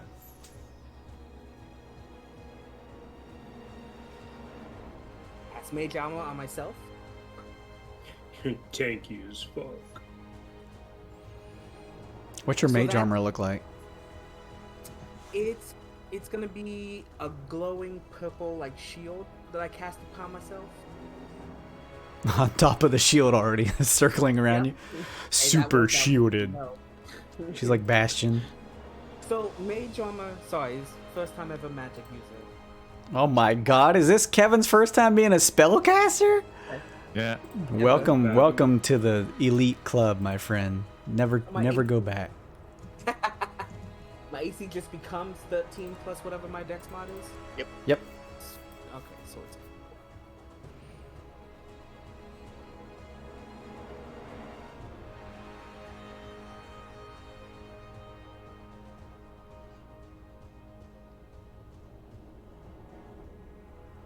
So your AC becomes, what's your dex mod? -1. Oh shit! Oh, mage armor's not so great Mage for you armor's then, not actually. great. Oh no. It's better than what I had. Actually, yeah, it turns your 10 into a 12, I guess. Okay, 2 more points on top of the what? +2 from the Plus 2, shield. so 14, not You're bad. Rocking a fair than my leveled 9. AC. Yeah, It's better than my 9 I had. absolutely. I can tell you from playing Raphael that 14 AC is basically 0. Okay, that was your action. Cool. Anything else, Musa? That became a bonus action because Oh, of quicken spell. okay, gotcha. You quickened it, yeah. Very cool. And now for my action, I'm Oh, going to fuck. cast infestation at the snail. You're casting bugs on the bugs? Yeah, I want to This make is- it move mainly. this is just Before you get gross. before you get out of hand there, you already cast a spell this turn. I can't cast spells. Mage armor. It was a bonus action. Yeah, he did as a bonus action. Well, Infestation's a cantrip, so he can cast Oh. it. You can't cast 2 leveled spells. My bad. That's where Okay. I was. I didn't know that. mistaken. So Yeah. that's good to know. Alright, so yeah, infestation. Infestation. This is a good spell. I like this one. He has to make a con save? Yeah, oh, yep, con save says right there. Con save coming up. 19. Ugh. So unfortunately, it's not. Let's see. Okay, We're all so learning, I think nothing folks. happens. I think nothing just happened. You throw out a hand, and are you just like using insects for this infestation thing? Oh yes, it's funny. A number of smaller insects begins to writhe around on the bone whelk, who doesn't seem to mind all that much, at least this time, unfortunately. Why are you putting more insects on the bloody insect? What are you doing? I don't know. I thought it might chase him off. Anything else, Musa? That's it. Perry's just going to watch from afar, making sure to stay far away and safe, just kind of watching on. We roll back up to the top. Domo. Domo's gonna peek out from around the corner here and fire a arrow at the big bone whelk thing. Mm-hmm. And I have a question, since knowledge checks are free. Can this thing be knocked prone? Give me a check. Get Nature check would probably be good here. nature could be good. Or if I don't you have suppose something I- else. I don't suppose I can convince you with an investigation. I would also take that, yes. All right. Can snails be knocked down? 10. Perhaps not in the way that all of you, quadrupeds would be used to, but technically, yes. You can hinder it in such a way that it does have to spend some time sort of like pulling itself back up from the ground. Good enough for me. So I will break my stealth to fire a trip shot at him. Dogs can look. Dogs can look up. All right. 19 to hit. Totally hits. 16 piercing damage altogether. Okay. And actually, it'll be 18 piercing damage because I did a trip shot. I has to make a DC 14 strength save. Is this using like a bolt of yours? Yeah, it's a battle master thing. It's like I can do trick shots. Okay. With my arrows. Roll a 12 for the save. Hey, he falls prone. You shoot a bolt out, sort of like after doing a quick investigation, and like it stabs deep in its side, and just this bile and blood pours out of the side as the creature writhes. And you've caught it in such a way that it doesn't like fall prone, but you watch its massive bone-like shell kind of tip over from where you hit it, throwing it off balance and requiring it to spend half of its movement to sort of like upright the shell if it wants to move again. Cool. So, for those that don't know, if you hit it with a melee attack, you'll have advantage, but it's prone. So, Yeah, I'll put a little token on here. I'm gonna walk up here, and I'm gonna use the help action. and I'm gonna fucking distract this little mite here. So the next person that attacks the mite has advantage, and I'm gonna use one of my 3 Fey hospitality uses per day. So the next person that attacks it, we both get temporary hit points, and you have advantage. So I tell 6 to clobber the shit out of that little bug, and then I run away bravely. All right. I love Domo's tactics. Yeah, she's done. With that, it is these nasty creatures' turns who nobody knows. 5, 10, 15, 20. This thing just sees the nearest thing. That is VYSE. And attempts to throw its tentacles your way, VYSE. Let's see here. Tentacles come out for 26 versus AC. 26 will hit, yes. Just right. barely, just barely. I'm very sorry. That is going to be 4 points of poison damage, and I need you to please make me a Constitution saving throw. Uh-oh. Uh-oh. That's an 8. Shit. All right.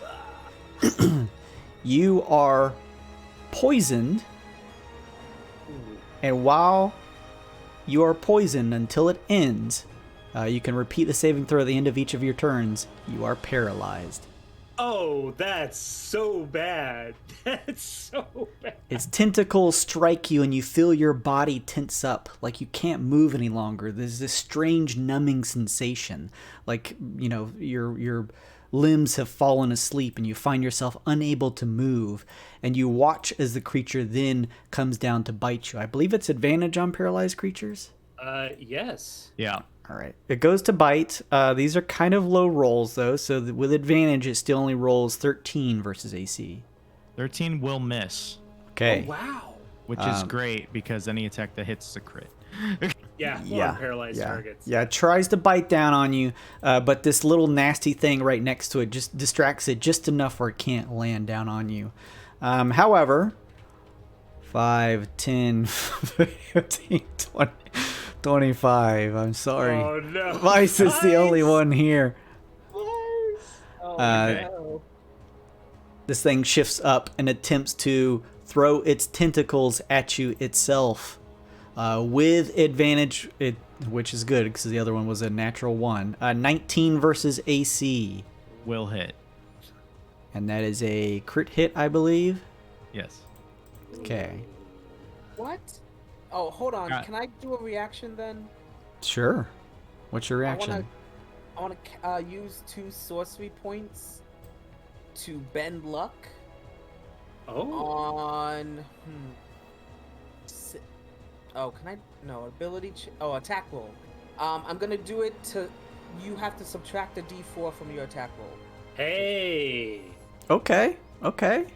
I'll do that publicly. I'm allowed to do it after. I'm allowed to say it after the roll, but before the. Oh. Nice. Okay, that lowers it down to 15 versus AC, VYSE. 15 will miss. Oh, shit. Look at that, MUSA. Good job. MUSA, you throw your hand up and there's like this shimmer in the air as the tentacles fly your way, VYSE, and you can kind of just like helplessly watch, turning your eyes that way as your body's paralyzed, but somehow the shimmer deflects some of the tentacles and it misses. It does still have one more attack to bite though, so it's going to try and bite with advantage. You prevented 1 crit. That's good enough. Both are low rolls though. Crit. 9 is going to miss. So somehow, even paralyzed, VYSE has been able to not be a snack for these things. He's like stiff as a board, like rolling down the hill, and they're just chomping after him. Oh Could've used man, that what luck! so early, but you said crit. I'm like, no. Yeah. Let's see, 5, 10, 15, 20, 25, 30, 5, 10, 15, 20, 25, 30. You can stop. You can stop counting, Jason. It's Okay. Sorry. Just keeping track. Black Star, you are up next. You see a convergence of these nasty looking, long, putrid yellow-like creatures with these tentacles begin to surround VYSE and try to bring their tentacles down on him. Yep. I better get in there. 1, 3, 4, 5, 6. Were you gonna say something, Slim? I was gonna say to him, don't get too close in there. I got a plan. Oh. Fireball.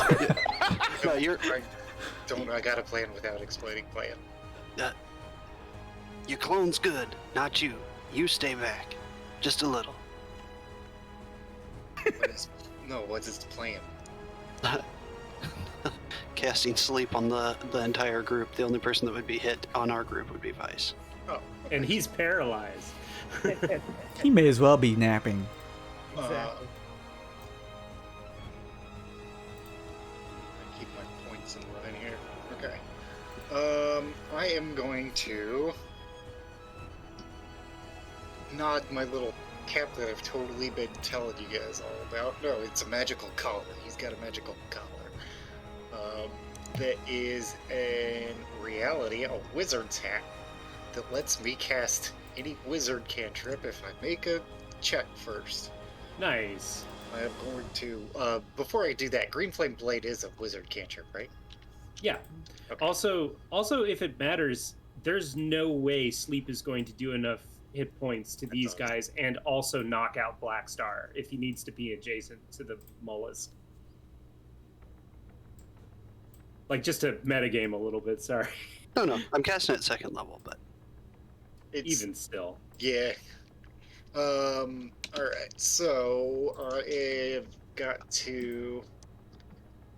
The idea dawned on me as we were doing this. Okay. Sure. DC 10. DC 10, if that goes through, then I can cast Green Flame Blade. That doesn't look great. It's a 2, Jason. I rolled a 2. Hey, you rolled a 2? It was on a Arcana check. Well, that's okay. We're not in the volatile weird. Oh, okay. Sweet. So, you got lucky. Shit. Alright. That was my action wasted because I couldn't roll above an 8. Oh, no. Oh, man. Let me see. Sad Got a days. bonus action real quick. A bonus action. Does he, like, strum his guitar and a string breaks or something? Yeah. None of that. Alright, that's it. Oh, no. Let man. me slide up into the pustules and just like face plant instead. Well, you tried at least. Domo laughs. 6. There's a big ass, nasty creatures around VYSE up ahead. Yep. Crush the little one before it crawls up his bum. Oh God, is that what they do? Yeah, I've learned many things in me travels. That sounds horrible. It's not comfortable, believe you me. No, thank you. I've never done this before, but I am going to rage as a bonus action. What does it look like when you rage? Just like this, like, kind of multicolor, like, rainbow-like aura kind of just surrounds her. And, she gets, like, this even crazier look in her eye. Bloodshot eyes. Yeah. And now she's just, like, totally, like, rainbow-colored. Cool. And she is going to make an attack on the little bug.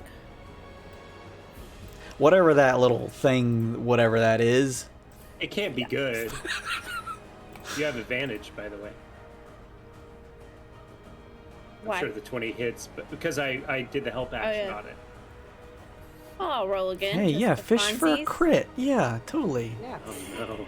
20. 20 is going to hit. And it's a 19 technically, so that fit. Oh no, we're out of that. Woo.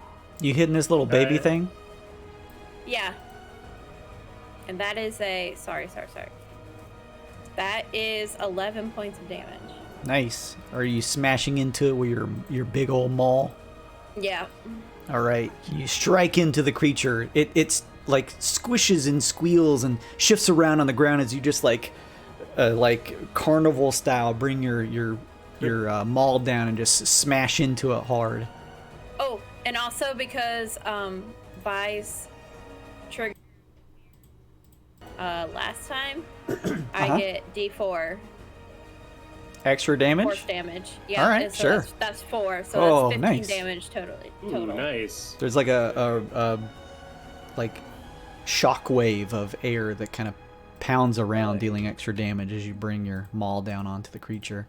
You can see blood just pool out and splatter from underneath it. It's still writhing around, but you definitely hit it pretty hard. Hit it again. Well, shoot, I was hoping that one hit would kill it, but Also, let's hit it again. If you're raging, real quick. If you're raging, you should be doing extra damage. Oh yeah, you're Rage- right. That's the point of rage. Yeah. Do that extra damage, dog. Is there like an easy way to do the extra damage? You just have to remember what your rage value is and add it in manually. Oh, it's +2. Hold on. Let me It's just +2. Let me just RD2. So for me, No, it's not D2. It's just it's not Oh, D2. it's +2. You're right. Okay. You're right. I see it now. so an additional 2 points of damage then. So that's 7. No. Yeah, 17 total. Okay. And Also, it's still alive. well, hang on. Where is this 17 coming from? 17. It's her first attack still. Okay. Yeah. I'm not counting that roll. Not to do her extra rage damage. Gotcha. So I added the 2 damage from everything we've added up so far. Yeah. Okay. Yeah, it's still alive. So you went for a second attack, right? I did, and it's a crit fail. It misses pretty widely as it kind of just erratically rises on the ground. Go ahead, Luke. Sorry, I see you trying to. Is it 7? You have 7 temporary hit points. Also 6 from Domo's ability. Oh. For following her orders, you got temporary hit points. Oh, when you no follow idea. orders. But also, Interesting. please roll me a d25 and a d3. You got a macro for that? Oh, look at that! Ooh. So that's Ooh. a 4 weird, and I also add 3 weird pressure. Ooh, Okay. gnarly. Great. This is on the Maybe minimum making table. a build around giving you guys advantage wasn't such a good idea. But the advantage didn't hurt. That's true. Oh no, what is this? Kevin! No. Kevin summons the weird dice. 6, you go to miss, and you look down at the creature, and it just looks like it's like this small thing. It's actually smaller than you are, like a cat size, just writhing on the ground. But it looks even smaller now, and you look around, and everything looks a little smaller. You have grown to medium size. Hell yeah. Fuck yeah, man. Funny now. Big bunny. And normal size bunny. yeah. Your weird pressure goes to 5. Big chungus. All right, I guess that's it for me. Did you have to add your temporary hit points? I added them. I added them to my character sheet. I didn't add them. Oh, okay. Yeah. All right, I was very like, you cool. don't have the little plus sign. Flash, you're up next. Please save against this, please. Flash / Gnasher. Alright, so from where I'm at now, where I'm marking. There. I'm going to pull my guitar back up and say, yeah, see, I was at a club one night and I learned this song from a douche with an acoustic guitar, man. The whole place was dead. I'm gonna cast Sleep on that area. It'll be a 20-foot radius. Awesome. Nice, okay. So it's gonna, from where I'm casting it, it's gonna hit the all 4 monsters that are still up and VYSE. All right. And they need to roll what? Go ahead and roll your dice, because that's the important part. So, starting from the thing that has the lowest amount of health and then subtract from the dice that he rolls. It's a 41. Not bad. Not bad. Okay. So if the thing that has the lowest health has 41 or less, it's put to sleep. You subtract that total from 41, so say it had 20 left. You have 21, but then you check the 21 against the next lowest health thing. The bone whelk, the eye stalks begin to retreat back into its head as it begins to fall into a slumber. You watch as your shoulder where the creature was attached to, Talii, kind of pulls away from your fur. The secretion kind of lets go, and you are no longer grappled. This may be the second time in all of D&D I've seen sleep do anything significant past level 2. That's what I was going to say. First time ever after level 3, at least. It very close, but unfortunately that's the only creature it affects. That's one is better than nothing. Actually, you said going from the creatures with the lowest HP? Lowest current, yeah.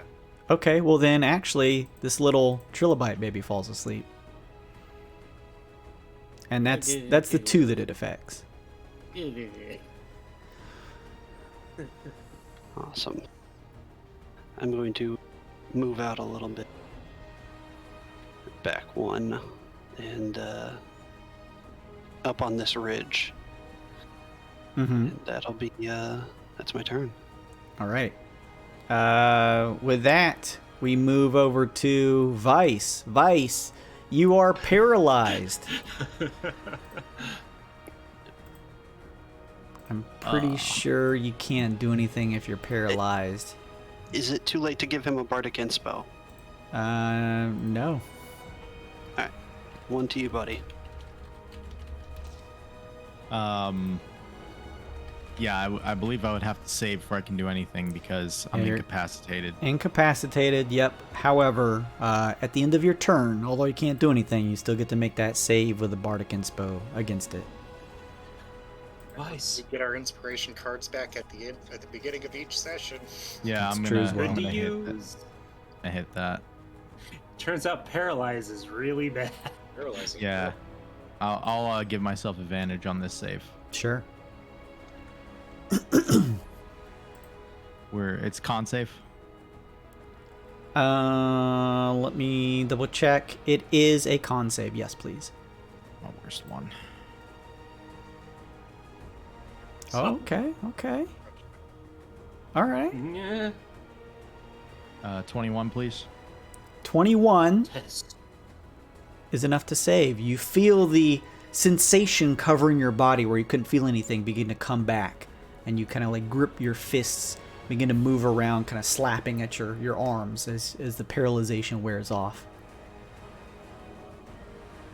It is the end of your turn, unfortunately, but you are now free from the paralyzation. Wow. Okay. All right. Moving from you over to this weird, nasty little baby creature, turning now over to a medium-sized 6. Let's see here. It is going to attempt to... It rears itself up, like up in the air, and you can see underneath its like hard shell exterior there's a bunch of just writhing tentacles, and exploding out from it is a number of what just look like larva creatures that just try to splatter all over you. Please. I have half cover from the Wyrd. Oh, nice. This is going to be a save, though. Okay. Deck save? Con save. Ooh. Oh, no, that's You hate to good. see it. All right, here we go. The barbarian, that should be a good one. Oh, what? Oh. Saves don't trigger the Wyrd, luckily, but Roll 20 hates me. Oh, whoops. Ignore that. I was looking at what your card was. Sorry. Actually, can I use my card to get advantage on that? I'll let you Roll use again? your card, yes, since we're kind of Easy. late in the session. Okay. There we go. 24. You see It's a not number. going well for us. You see a bunch of larvae just spewed out from this nasty little creature, and it's like there's a whole bunch of them just being splayed out towards your face, and you just like quickly throw your maul up, and a bunch of them catch on that before kind of just being splattered all over your body, and probably taking some form of damage as they try and attach and crawl on you. I think that's it for its turn. Yeah. Can't do anything else. It wants to stay where it is, so it's going to stay right there. So next up is... Wait, isn't that thing asleep? Oh, yeah, you're right. It's asleep. My bad. None of that ever happens. It's napping. It was a dream. I think it gets to make the save at the end of its turn, I think. I think it makes a save. But I for don't sleep? think No, so. It's just asleep. Oh, Yeah. okay. Oh, it's just Yeah, dreaming. somebody has to have the wherewithal to like go over and spend an action to wake them up. Oh, Any sleeps damage for- will wake it up. Sleeps Or for if we 1 punch minute. it. Yeah. Or if we punch it. yeah, VYSE, you can give it a little shoulder shake to wake it up on your turn. I'm gonna hit a spinning, flying back kick on all of them at the same time. It is the Bone Whelk's turn, but the Bone Whelk, similarly, its eye stalks retreated, is taking a nice slumber here in the middle of this explosive combat. Talii, you are up.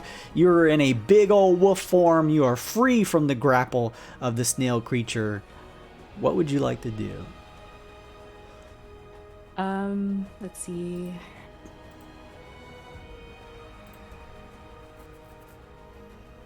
Talii would like to. Talii moves closer towards Baz and VYSE rather than waking the snail creature, wanting to wake the others. So.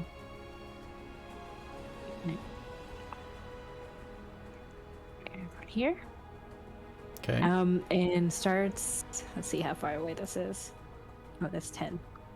Oh, you got 50 feet of Flip. movement as a Yeah, wolf. you can You're move fine. closer. Yeah. Yeah. There we go. Um, You just bound around the snail here like a wolf hunting its prey. And with a large howl, she bites straight into the large mite insect. This thing to the Earth. right. Yes, to the All right. Nice. Give me that old bite attack. Is that it? Oh yeah, I think so. Did I do that? Yes. That is also a natural one though. You have advantage. Is that really? I don't see the roll, but you have advantage because you have pack tactics. Oh, Yeah. interesting. Oh, yeah. Cool. I forgot about that. That's the strongest part of Tigerwolf. So So is how it- do I do that? Just roll roll again. again. Advantage. We'll take the Gotcha. higher roll, which will just be the second one. Is that one another allies adjacent? Within Yes. 5 feet of the target. That's sick. Talii, in your direwolf form, you see that this nasty thing is just distracted enough by VYSE coming out of his paralyzation, and you just sort of like hunkered down and just throw your jaws right up at the thing's neck as it kind of shifts just in time to notice you and bite hard into it. Let's see, for 8 piercing damage as you kind of rend your teeth across, raking them across its neck, and blood just pulls out. Very good. 8 points of damage. Anything else, Talii? Creature. If the target is a creature, it must succeed a DC 13 saving throw or be non-pro. Oh, nice. Okay. That was a dex? Or- Strength. Strength? Strength. Strength. Okay, let me just make sure. It gets an 18. So you clench your teeth deep into the neck of this thing, Talii, and try to like drag it to the ground to pull it prone, but unfortunately it's able to stand its ground. But you do rake your teeth into it for 8 piercing damage. Talii. Let's see. I never know what to do with the bonus actions. Or like the other bonus actions afterwards. I don't know. Does the direwolf have bonus actions? Yeah, I don't know if it does. No, I meant like after an action. Right. Yeah, that's what it was. Talii, Can they move afterwards? I forgot. You can use all your movement. You can stop while running and attack and keep moving. So you could keep moving if you'd like to. Well, you might take an attack of opportunity if you move away. Well, yeah, away from this thing. The snail's sleeping. Yeah. But you could still run around Talii moves this thing. bounce backwards, especially since the might kind of wasn't brought down. Trying to watch what the next move is. Okay, so this thing, if you do move away from it, it is going to try and bite at you. As long as you're Which cool one? with that. The one that you Where? bit. This one here, yeah. Yeah. All right, so it's going to attempt to make a bite attack at you. 23 versus AC. Ooh, woof. Literally. Does 23 versus your AC hit? I'm going to assume that's probably a yes. That's a pretty high roll. Direwolf is 14. Yeah. I always like to ask just in case. But yeah, 23 will hit, so it kind of quickly bites back as you pull your teeth out and begin to kind of jump back, catching you for 7 points of piercing damage. And I'm going to move you just right here, only because you can't end your turn on an ally's space. And Harper has his little buddy right there. What? What? Right No, there. no, it doesn't. It's over here. Oh, wait, hang on. Let me see where he is. Oh, that's weird. Okay, never mind then. You can move there. Sorry. All right, sure. Google Chrome version of Roll20. Yeah, I still haven't seen the rolls. It's funny. Wow. Oh yeah, I'm gonna reload. It's taking a weird shit on us all at once. I like specifically cut these maps too so they wouldn't be massive. Weird shit. The weird shit. Talii, you kind of pull back so that you can kind of watch what's happening. Anything else before I move over to MUSA? Nope. All right, MUSA, you're up. There is a nasty looking bone whelk snail in front of you, but it is napping. Yeah, I'm gonna say goodbye to him. How do you do that? Well, I mean, literally just say goodbye. He just runs. We never see MUSA again. Fireball VYSE. Fireball centered on VYSE. It's Alright, so there's not a better time to do it. So VYSE seems like he's in trouble.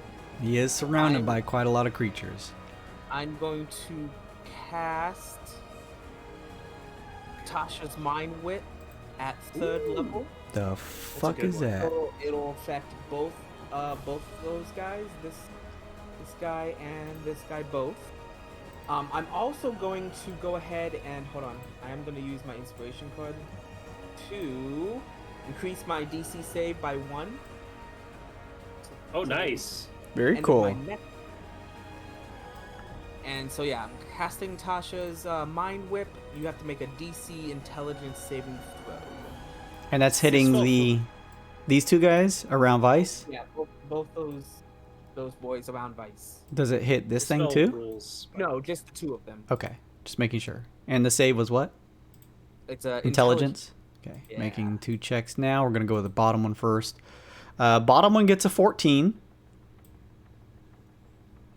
And then this one, oof, Jesus, -3. Okay, so they both fail. They both will take, only 9 psychic damage. Okay. But That's average. they can't take a reaction into the end of their next turn, and on their next turn, they must choose to take 1 action out of move, action, or bonus action. The spell is so good. I've been waiting for a chance to see this spell in action. Oh, and also, that activates my Wild Surge table. Dude, Oh, I swear shit. to God, if you roll Fireball. Yeah, the creatures reel back as your psychic lash whips out at them. And then, yeah, go ahead and give me that. You got 45, all right? Your Wild Surge triggers. You cast Levitate on yourself. You begin floating above the ground a couple feet. The best part is I changed this- my skin. Oh, I was going to say, since I'm floating, I'm going to actually make that "woo" sound and change my skin to a pale blue color. And my hair turns gray. And I just sort of, my cheeks sink in. So I look like kind of like a ghoul, and I go, "Woo." You guys hear Perry over from the corner just going, "What the hell is happening?" We're bloody professionals. Anything else, Musa? Oh, that was awesome. I'm glad I told you about that shard, because that's going to be so much fun in the long run. All right. If nothing else, Perry's just going to stay where he is because he has no idea what's happening. And Domo, you are up. A fun, if unsurprising turn. I'm going to shoot an arrow at this one that's next to VYSE. Left or top? Left, okay. Yeah, this guy. That's going to be a 25 to hit. 25 is going to hit. It's going to be... You know what? Let's just try another trip attack for extra damage. Why not? Ooh. 22. Thank you. 22 damage and DC 14 strength saver. He falls prone. Actually, he doesn't fall prone because what does it look like when you just straight kill him? Oh, right in one of his bug eyes and then right out the other. It just stops as the bolt passes through one of its large bulbous eyes and juts out through the other.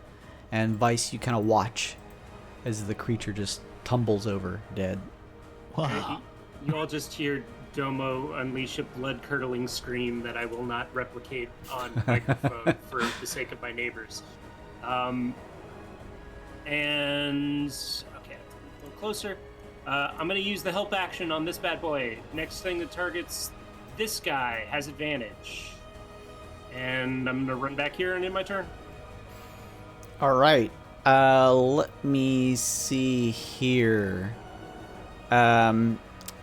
These things are not tacticians. They're very stupid. So this thing's going to stay right here and just try to continue to attack VYSE because you are right there. It throws its tentacles out your way for 26 versus AC. That will hit. All right. That's going to be 4 points of poison damage. And I need you to make another con save for me. You got this, buddy. You got this, buddy. You still got the bardic spell if you need it. I Nice. 21. You just kind of steel yourself this time and are able. You take a little bit of lashing from this kind of poisonous tentacles that throw your way, but you are able to stave off whatever nasty side effects that may have come from them. So you only take that damage and that's it. But it does try to also bite at you for 11 versus AC. 11 will miss. All right. And Monk tank? this thing is stupid. So Black Star, you're up.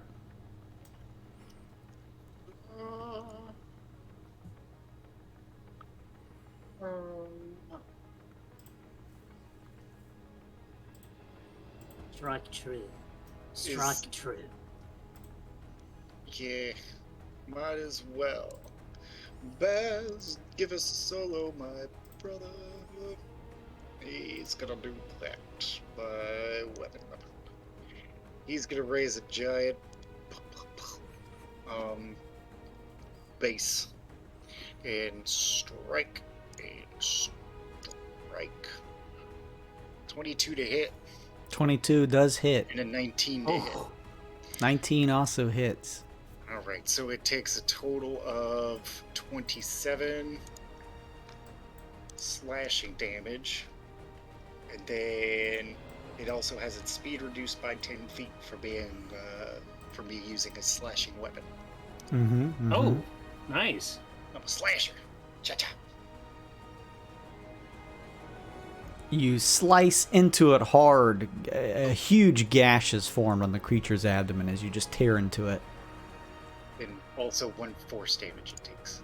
All right, an additional 1 force damage. There you go. And let me just double check I didn't have a... Yeah, okay. Every bit helps. Yep. That's it. All right, 6. this is completely my own stupid fault, so I understand if not. But I completely didn't roll my wild surge, which is the whole point of my wild barbarian. I'll let you roll your wild surge now if you want to. Yes. Do you have a separate wild surge in the sorcerer? It's a different one. Yes. Yes. Wow! Completely Oh different my God! There's a million surge tables in this. No, mine only has 8. So. Oh, okay. All right, gotta pull it up here. Shadowy tendrils lash around you. Each creature of your choice that you can see within 30 feet, 30 feet. must succeed on a Constitution saving throw or take 1d12 necrotic damage. I also gain 1d12 temporary hit points. Damn. Okay. Job. All right. 3 temp before I forget that. All right. Let's do all Yeah, may as well at this point. We kind All of thinned three out of the them. herd, so Yeah. wake up the sleeping ones. Everybody fails except this top thing that gets a natural 20 for 23 overall. Oof. All right. I'll roll the damage for Mr. Snail. That's a 7. Nice. And I'll roll the damage for the little guy. That's an 11. Nice. What's it look like when you kill the snail creature? Nice. The shadowy tendrils just like 2 of them just like come out of the ground. Or no, they come out of me and like just wrap around them and just crush them. You can hear like the bones like Oh, cracking. And then you hit this other one for how much? 11. Okay, it's not looking great. As the bone whelk dies, it emits this blood-curdling screech that has everyone grabbing at their ears. It's this shriek that can be heard out to 120 feet. Non-magical organic material within 10 feet of the creature begins to rot. oh God. So that's nothing around it as it My dies. goodness. Okay, good to know. Nobody be around the snails when they die. It reminds me of the cat from Captain Marvel with all the tentacles shooting out of its mouth, eating everything. Oh yeah. Okay, so All right. now it's your turn, 6. And I will just go to attack the little guy with my warhammer. All right. It's sleep though. Let's add a +1 to that. Wait, do I get any? He's advantage? napping. You get advantage. He's napping. Wait, no. I just heard him. Doesn't he wake up? Yeah, he does wake up. Oh, yeah. He stirs from his slumber after taking that damage. You're right. Let's +1 to that. 12. 12 unfortunately misses. He's this tiny little baby. You're kind of thrown off by your now medium size. Hold on. I get to 13. You bring it down again. This attack just misses. Oh. He's playing whack-a-mole. Okay. Bonus action. I don't have anything to do, and since I didn't hit anything, I go out of rage. Oh no. Okay. You just This have to beat the attack. I don't. No, you just have to. Yeah, you just have to attack something, not damage something. so even missing, your okay. rainbow aura Cool. sticks around. Good. Anything else, Awesome. 6? No, I'm done. Okay, Gnasher / Flash. You're up. Same him as before. Hopefully it actually works this time. Vicious mockery on him. Okay, what kind of Wi- save? Wisdom 15. Okay.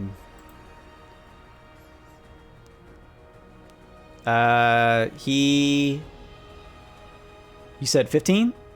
Yep. He Fails by 1. He takes 6 psychic damage and has disadvantage on his next attack. Nice. That's it. I think the bunny is possessed by some sort of rainbow demon. You want to go on tour sometime? I could really use you. She's just like over there, like can't even speak. Foaming at the mouth. Yeah. anything else, Flash? That's it. All right, Vice. Still some creatures around you, buddy. You're out of your paralyzation, though. Ugh. Feel feel like I ate something bad. You got advantage on your first attack versus this guy. Do I take that one or I take the little one? Maybe try to finish out the little one, I guess. I think the little one's hurt. Where did mine go? Can I check the little one? Sure. See. Give me some type of check. Murder cern. 11. He looks pretty bad. There's quite a lot of cracks in his little carapace, and there's a lot of blood underneath him. It's probably on his last legs. I'm gonna go for it with an arcing axe kick on the little one. 13 versus AC. 13. Just misses. Oh man. He's kind of small. He's tiny, so he's hard to hit, unfortunately. We're gonna hit the second attack that we have. Sure. 21 versus AC. 21 will hit. For 8 bludgeoning. What does it look like when you kill this little thing? The bug has been squished under my shoe. Just like killing a normal bug, just this time the size of a cat. You bring down your pop star or your actor boot down on top of it with a gross squishing sound. It is dead. K&J in Independence Day squishing the cockroach. Yeah. To get Edgar to come out. Anything else, Vice? Do I have to flurry of blows on the same target? Nope. No. Okay. Key point, activate Fury of Blows on that one up top. Does it get the advantage or no? It sure does. Sweet. On the first one, at least. I like this character. Yeah, roll those dice. Great. They're doing it. Okay. Yeah. 25 versus AC? 25 totally hits. Do you crit on 18s with your suit by chance? I have full and health Oh, okay. this go around because I was worried I was going to get destroyed. You made a wise decision, I think, honestly. Yeah. 7 damage? Bludgeoning. It had 7 HP. Ooh. What does it look like as you kill this thing? A flying Liu Kang kick goes through the bug, and I land on the other side. It explodes in a volley of just nasty bits and gibs as you just land on the other side.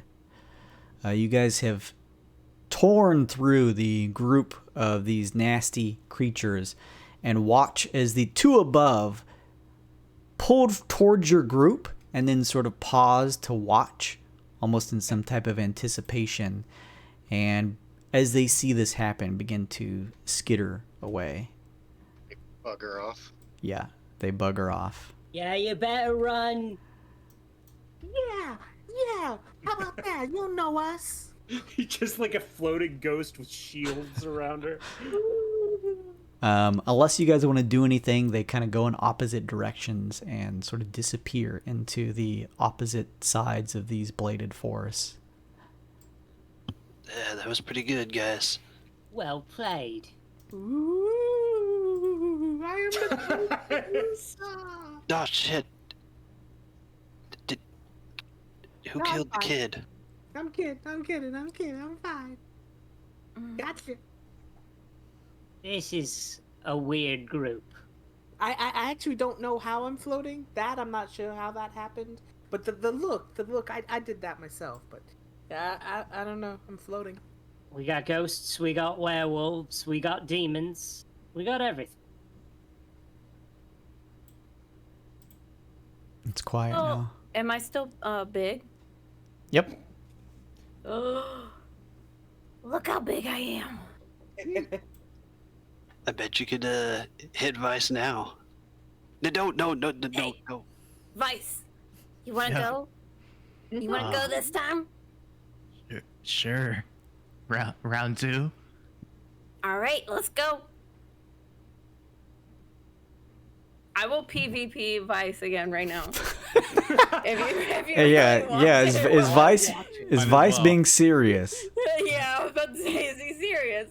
Yeah, she tried to kick me in my moneymaker, of course. Oh, all right. I hop off one of these big, whatever these things, nasty things are. And Nobody knows. I go for a furry bunny foot right in the face. Okay, give me some type of roll. It's not good enough, is it? No, that 11 misses. No! VYSE will respond with a flying knee in return. This is going to be the same thing every time. Misses. Oh, shit. We both just like totally miss our targets. I fly past you and you like swing for me and just like hit air. Still so agile. Whoa. I'll get you next time. Oh, all right. Maybe we should take a quick breather here, you know, on all the scabs and pus and stuff. Hey, yeah, I got an idea for that. I could try soothing a little bit of this out and healing you guys up if you don't mind. That sounds good to me. Can we take a short rest here, Jason? It seems real. Other than the just sort of like gross atmosphere of the scabby nature of the back, it doesn't seem like there's any other hostiles. It looks as though, at least for the time being, you have scared them off. And weird pressure, when does that reset? You have to expend hit dice to try and lower it. You can. Right. So here's the thing, and just technically to let you all know, the whole point of that introduction/tutorial last session was to teach you all that you do not have to take a rest in order to use hit dice. They are available to use immediately because of your suit's ability. But I think some of us, like me and Blackstar, for example, get stuff back when we short rest. Oh, okay. Yeah, that's fine. I'm just saying you guys can, at any point for an action or just outside of that, are able to use whatever hit dice you want in order to either heal, or you can expend a hit dice to roll a 1d3 to try and lower your weird pressure. I would like to expend a hit dice. Oh, wait. Before you do that, guys, seriously, I got some healing for you. I don't want to waste it. It's our weird pressure we're trying to get. I don't need to heal. I just have weird pressure. Mitigate -1. Hey, it's something. You have luckily lowered. You feel this pressure build up and then release as your suit pressure releases, bringing you from, what is that, 5 down to 4. Well, here we go. Let's explode. Wait, is that a mitigation or aggravation? No, it's mitigation. This puff cloud is mitigation, so give me a D3 roll, please. You're going to lower it by a D3. No, don't pay attention to that. Hey! All right, okay. So hang on just a second. We're going to bring... Manager goes down to 4. Mm-hmm. And then yours was at 6, I believe, Kyle? Yep. Yours goes down to 3. You feel the sensation of like this pressure being released from your suit as you bring down the dangerous nature of your suits down to a more manageable pressure. I think Moose is the only one that needs healing. Yes, please, lizard man. I'm going to attempt to cast a spell once we circle up. And the idea is I'm going to heal the targets in the group, and it lasts for a minute, but I'm going to use the residual to just heal the area around me to see if it'll clear up some of this crap on him and calm him down, soothe the area. I'm going to cast Aura of Vitality. I cast Vaporwave. Exactly. It's healing energy radiates within 30-foot radius of me. I can choose as a bonus action to cause one creature in the aura, including myself, to gain 2d6. So it lasts for a minute, so I can cast a handful of times to heal whoever needs it and probably heal them up, and then all the residuals just going to go into the ground and him because he's a living creature. If that makes sense. Sure. Alright, so that's the first one. Okay. I mean, you get literally 100 of these rolls. So Yeah, I'm just saying. I don't like, know. I don't know how you want to play it. I mean, So hang on. So what's Aura do? So what is this doing? You guys got to link the spells in the tabletop when you start talking about this Okay. stuff. Healing energy radius from Aura 30 feet till the spell ends. The Aura moves with you, so it's up to 1 minute. You can use a bonus action to cause one creature. So essentially, you can keep this up for 1 minute. So unless I'm misunderstanding this, you could basically heal everyone up to where they need to be. yeah, that's what I'm saying. The first like couple rolls would just be essentially for the party, and then after that, I'm just gonna slowly patrol in that area around here and start walking around and see if it heals some of this crap up on his back to try and calm him down. If it does, I could cast again later to do a little bit more, trying to get rid of all this crap. So looking at everyone's HP, I don't think anyone's low enough to where we'd actually have to roll on this. I think everyone can just heal Asking back. about healing Lumpkin or whatever. Yeah. Yeah, no, I understand. I just want to make sure. So I think most of this, we don't really need to roll for anybody because I think everyone would just be healed, just trying to look at it mathematically. So we're just going to say that whatever else, everyone can heal back, top themselves off, and whatever else, as you kind of walk around for a second, gnasher begins to just sort of like pull around your feet as this healing wave of this aura begins to lower from your body down into the creature Lumpton's back. And you actually watch as some of maybe your teammates' wounds, the small nicks and stuff they have finished off healing, and the rest of it goes down below you. And as you look down, this rash-like dark reddish-black nature of the scabby area beneath you begins to shift in color and become more of that sort of tan, brownish skin tone that you previously walked across. And some of the scabs even begin to fade and heal. And you do see a actual visible effect. You're not really sure how much you're actually affecting since Lumpton is just gigantic, but there is a good couple yards of space that you have sort of like healed up here that no longer seem to have this nasty rash and kind of bruised effect on it. Well. That's far out, man. I hope I could do a little bit more of that if he needs it. I mean, That felt weird. Let's see if the giant knows any information before we go healing away all of our bargaining chips now. a little bit of a taste of it so he'll understand what we can do for him. Sell him the rest later. First taste is free.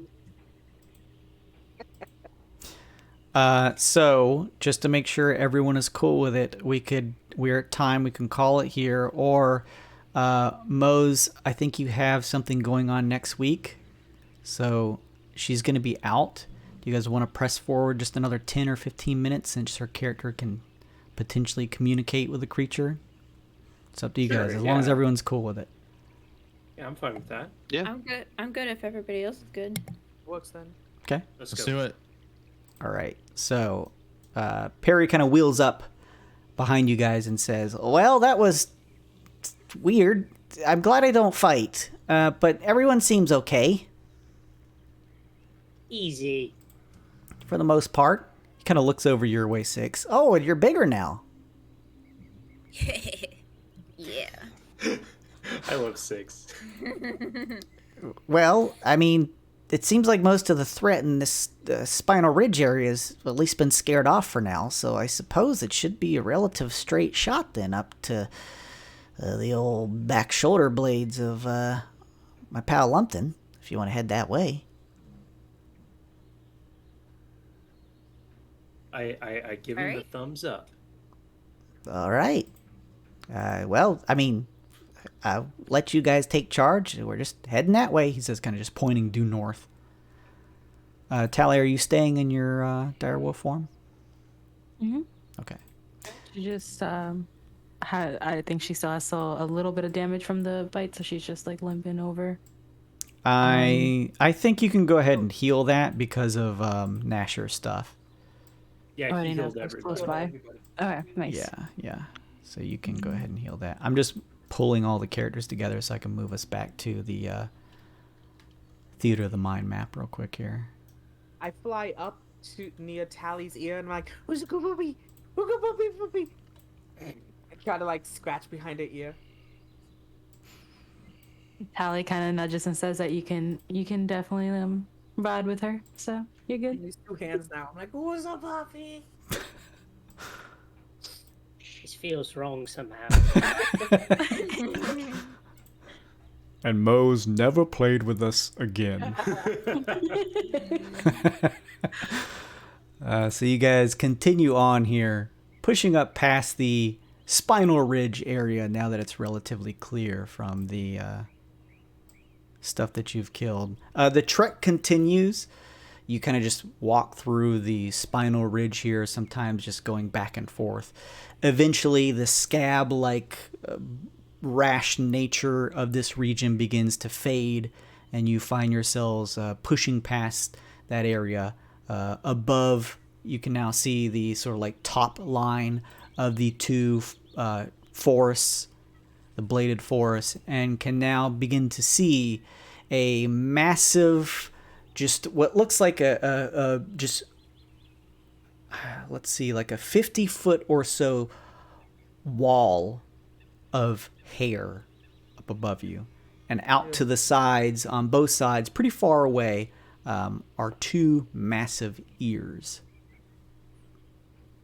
Oh, my favorite spell, Wall of Hair. What would you like to do? Is it like we can like climb up using the hair maybe? Ooh, I don't know if we want to do that. It's up to you. You could probably from here you have a pretty decent visibility of like the top shoulder area of Lumpton. Like you could probably try and traverse over to like a shoulder closer to an ear, or like you said, you could attempt to just, I mean it's there's so much hair here. You guys are so small on Lumpton, you're not even sure if you would notice. Maybe you climb up on the hair. It's up to you. Maybe we start with the shoulder and see if he can hear us from there, and if that doesn't work, we can try the hair. Sure. You guys go to left or right shoulder? Right hand Suzuki method. Left, yes. Okay, left. It takes you probably another 20 minutes to traverse. There's no other. This is like an open space just across the barren area of his back. You guys occasionally have to like cross what could only be described as like a river of sweat that you trudge through, but you eventually make it past, and you find yourselves on the side of the creature, almost at the top of the shoulder, and you can kind of see the hair is like scraggly and long, touching shoulders, and you can see, looking forward, almost grimacing with a large bulbous nose, is the huge face of this colossus. You can see the crags and pockmarks in the skin. He's just massive. And up above you, now closer, probably I would say like 40 feet up, is the bottom of his huge earlobe.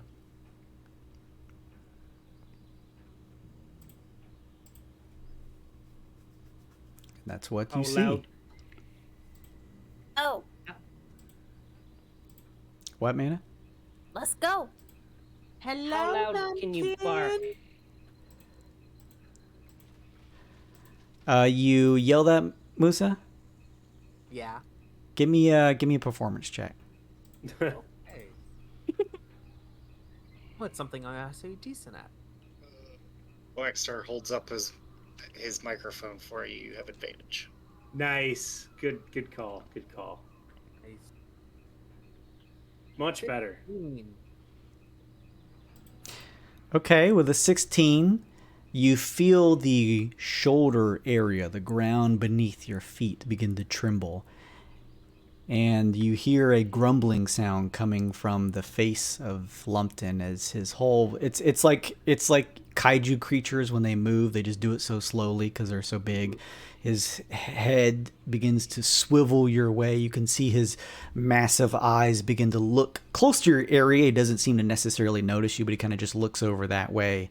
And as he tries to like peer over and like see who may have said this to him, you hear him turn, and in let's see, Talii, you understand this, so I'll just ask everybody, can anyone else besides Talii speak giant? Oh, Domo can. Okay. Is that the only two thing? Okay. Guess so.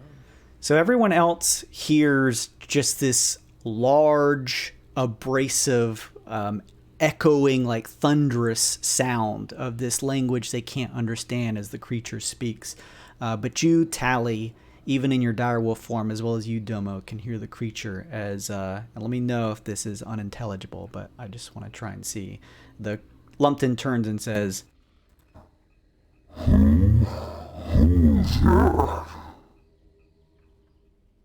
That is unintelligible, yes. I heard a skr. Oh, no.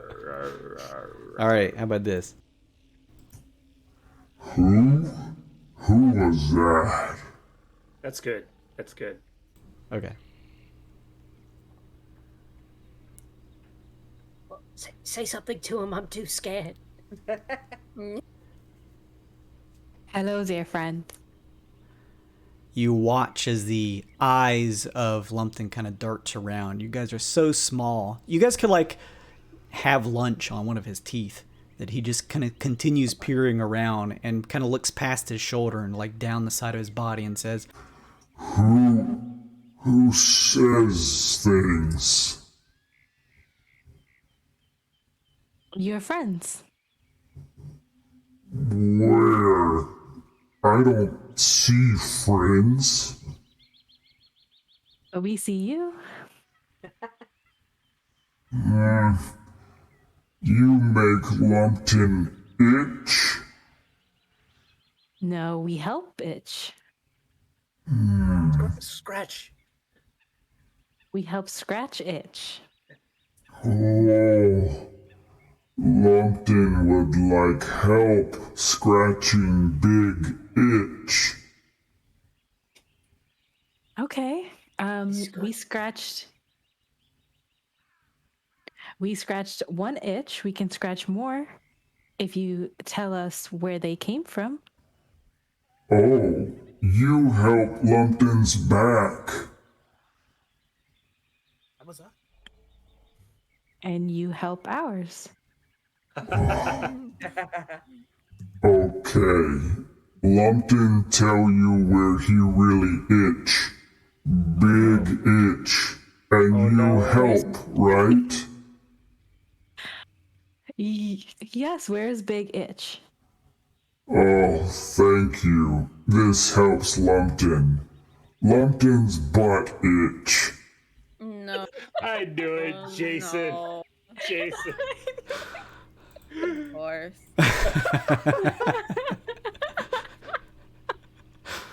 You all just see Domo immediately fall to her knees and start retching.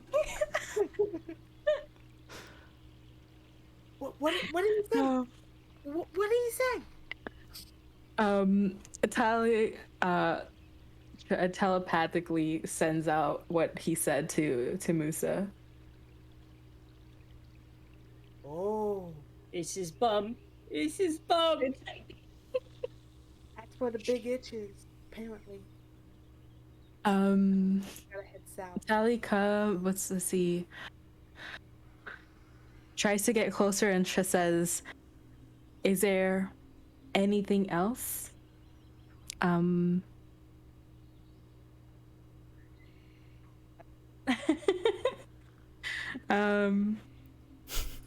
Is there anything else, friend, that's bothering you? You all nearly topple over as you kind of steady yourselves. There's a massive, like the opposite side of Lumpton's body. He brings up a huge arm and just like slowly scratches the top of his head and kind of pushes his chin out as he thinks for a second, and then turns back your way, looking down and finally noticing you and says, Lots of things happen on Lumpton, but biggest issue is butt itch. Phrases, sentences that have never existed until now. Yep. You help itch. Me make friends with you.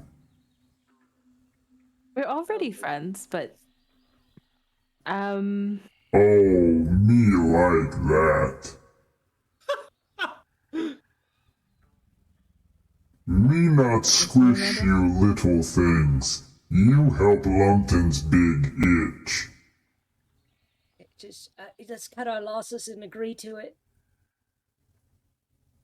Hey, sometimes your butt itches. No, not you guys. Okay. I mean, I don't know about this.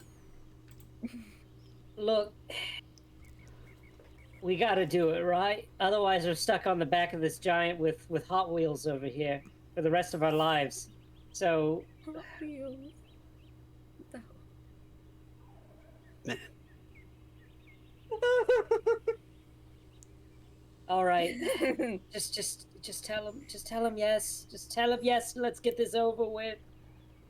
I mean, it's the only lead we have, really.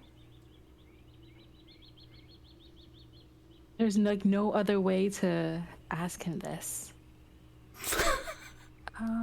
Oh no, what are you gonna ask him? I wanted to see if he's seen the shape on your suits. Oh, that's a pretty good idea. I wonder if he could see them with his naked eye, you know? He doesn't really see us. But if we bring someone close to his eye, I can make somebody bigger. A bit bigger at least. I have enlarge that I can cast on someone. If we think that'll help. I have. Oh, All right. make me bigger. This is a stretch, but I have leatherworkers tools, which would imply that there are dyes in the leatherworkers kit.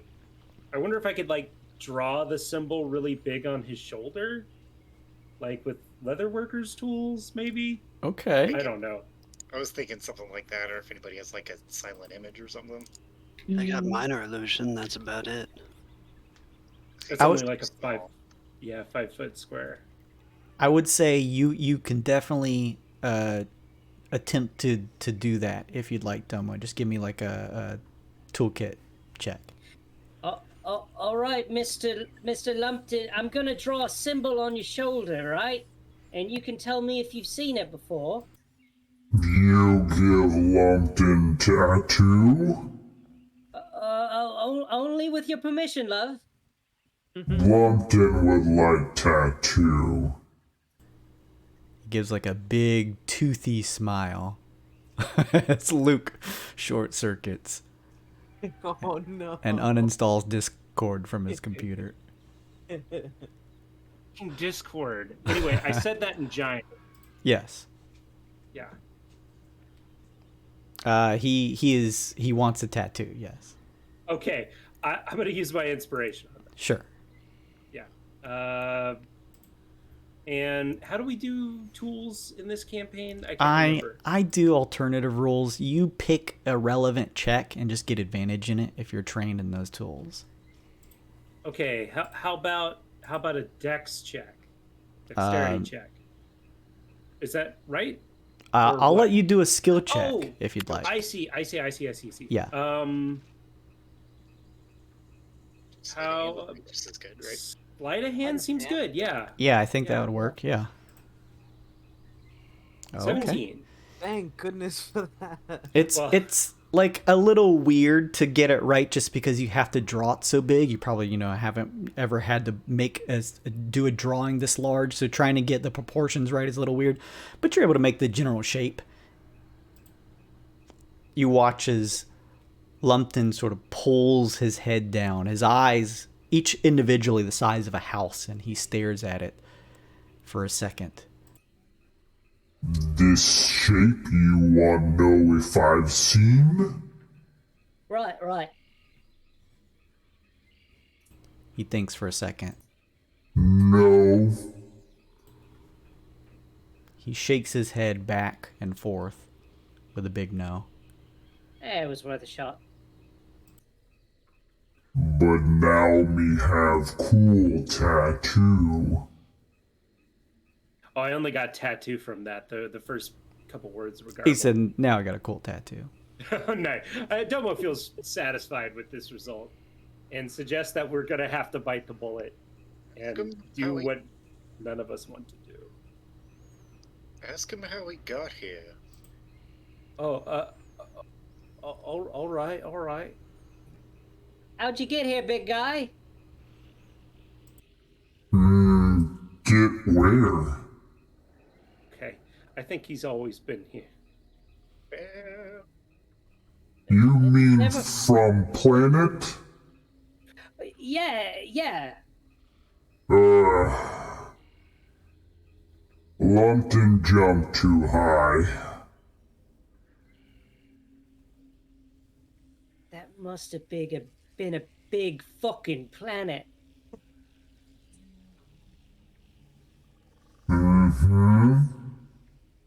Big jump. This guy's great. Lumpton's so cute. Does anyone have any other questions for our new itchy friend? ask him if he can give us a ride. Oh, Where? Oh, well, Bum. to the bottom. I'm safe. Down south. oh God. This is. I ask him that. As you do, he tries to pull his head to look, down his backside, and the ground quakes underneath you again as each of his hands sort of reach back. You notice that he's got pretty stocky arms. They're pretty big and muscly, but they're a little on the short side. And he goes to scratch at his back, and you see that his arms only really reach out to the bladed forest area. And he says, Can't reach too far down. Could put you in grassy area if need. How long would it take us just to walk down the spine, you think, Jason? probably another 30 or so minutes to 40 That's minutes. not bad. Let's just take the walk rather than risk running into more creepy vines in the woods. Domo. Hmm? Ask him if he poops. Domo, Ask him. Oh, think- all right. I think we'll get our answer whether or not we ask him. You're right. Oh. Poor Luke. Yeah, I'm just not going to talk in Domo voice anymore because I think it's making Discord freak out. Fuck Discord. You, Slim? Flash, I was gonna say, Flash is gonna look to the group. Do we want to take a long rest before we head down there, or a quick rest? We just took a short rest. I don't think anybody needs a long rest at this point, right? I got enough spells left, I think. Yeah, let's go for it. Who's missing spell slots? Me. Ooh. 6 is gonna go up to MUSA. I'll be like, "Here you go, you weird child," and she's gonna give her bolstering magic, so you can roll a d3, and you regain 1 expended spell slot, depending on. That's level. awesome. You're like a little magic battery. Yeah. Some rainbow magic. One. So I get a level 1 or? Yeah, you level get a 1 spell level slot. 1 back. Yeah. Sweet. Oh, you could just do it again even. You could do it proficiency number of times. That's amazing. Yeah, I can do it 3 times Oh, Wow. for a long rest. Shit. Mind if I snag one? That's gonna be useful. I knew this was gonna get out of hand. She touches a Flash too. You parasites! So it's first level? Roll a It's 1d3. D3. It's D3, and then whatever level that is. Or lower. You guys healed your HP through magic, right? I believe so, yes. Okay. So that's a level 2 or Level 2. lower you get back. Nice. Or lower. That's awesome. That's such a good ability. So cool. Yeah, it's pretty cool. I like that we have both a wild magic barbarian and a wild magic sorcerer. I'm not lying when I go on Twitter and I'm like, you like surge tables? we got you fucking covered here. To be fair, the good thing about the barbarian is there's no adverse effects on her surge table. That's good. You don't turn into a potted plant or anything. No. Okay. She doesn't like explode for damage or anything. Like, no. Okay, so to kind of wrap things up, I know we're late. You guys have all decided to trek back down south. Heading down south, as Amanda joked last session. I laughed with the group, but also laughed inside. I knew it. So as you guys all ready, is there anything else you wanted to communicate with Lumpton before you headed that way? I tell him to stay cool. New friend. He says, Me be cool once you itch, but itch. Yeah. And with that, you guys ready your things. Is there anything else, Muzz? No. Okay. I was just shaking her head, just like, okay. She just This is, walks I off guess. into space. Just bounds down his shoulder. You guys begin to head south, making your way, I'm assuming probably back down the Spinal Ridge, where you'd kind of cleared out that area, but you're welcome to try and traverse other areas if you want to test it and see what's there. But you guys begin to head back that way, and that's where we will wrap this session. Thank you all for playing. Mazda's going to be gone next week, so I'll just kind of take over role-playing duties, and you ended doing the thing you needed to, Maz, so they'll figure it out next time. And then Maz, you want to come back after your week off? Sure. All right. Well, Maz will keep playing with us then. She'll keep being the party's constant. So she's going to take a week off, but she'll be back after that. And that'll be a lot of fun. So thank you all for playing with me. I know we went late. Thank you guys so much for hanging out in the chat. Thank you, Wonder Bread. Thank you, Mousy, for all of those really nice gifted subs. Thank you, Red Dutton, for the follow. I really appreciate it. Thank you for streaming. Well, thank you for watching, buddy. And thank everyone else for hanging out with me. There's quite a few people who have been following and supporting the channel in the past week, so I really appreciate it. Thank you all so much. We hit that 400 mark. That's really awesome. I really appreciate everyone's support. It means so much to me, and I made some posts on Twitter and stuff like that. I think I'm going to do like a giveaway next week just to kind of celebrate it, so keep your eyes peeled for that. If you want to check that stuff out, whoops, I hit the wrong button here. Let's go back to this. If you guys want to keep up to date, make sure to go check out the Twitter, as well as if you want to catch up on these episodes, they are both here as VODs, but over on YouTube. I release them publicly on Tuesdays, so this episode will go up Tuesday, but if you want to get early access, make sure and go to the Patreon, go check it out. There's a whole bunch of cool stuff. You get a whole Weird and Wild guide with cool custom races, like the Genius and stuff that was just added in there, as well as a whole host of other things.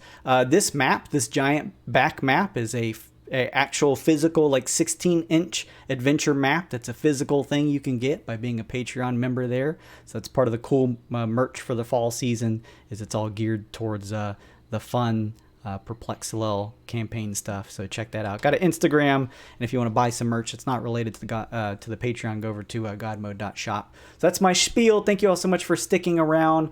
We hit 400. Let's go to 500 next. If you enjoy the channel, make sure and give it a follow. I love you. Stay hydrated. Don't get COVID. Be safe out there. People are crazy. Make sure and stretch your legs. I will catch you all next time. Goodbye, everybody.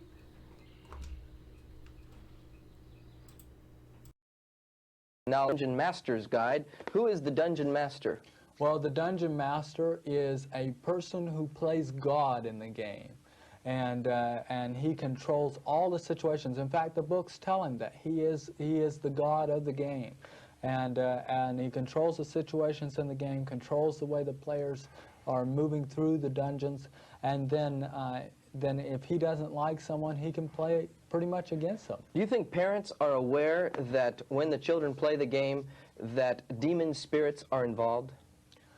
I do not think that many parents are aware of what's inside the game. In fact, in my presentation, I show many pictures from the inside the books just to show the images of this game. I mean, the gruesomeness of this game and the occult link to it. Well, I know that when I did my message, and this has happened, I have letter after letter where people took the pieces. Now, there's 6s involved in the pieces of the game, but they take the pieces of the game, they would throw them in the incinerator or the fireplace, and screams would come out because there seemed to be some kind of spiritual forces inhabiting those pieces, and children would drop out of life. They didn't want to study anymore. What are the pieces, for instance? Well, this game affects the most intelligent of our children. And the pieces include white witches, wizards, necromancers, the clerics, that type of thing. It includes evil wizards. It's a white versus black witchcraft. The good versus evil is white versus black witchcraft. And Anton LaVey, the writer of the Satanist Bible, says there is no such thing as white witchcraft. Well, being a Satan worshiper, he should know. Yeah, he should know.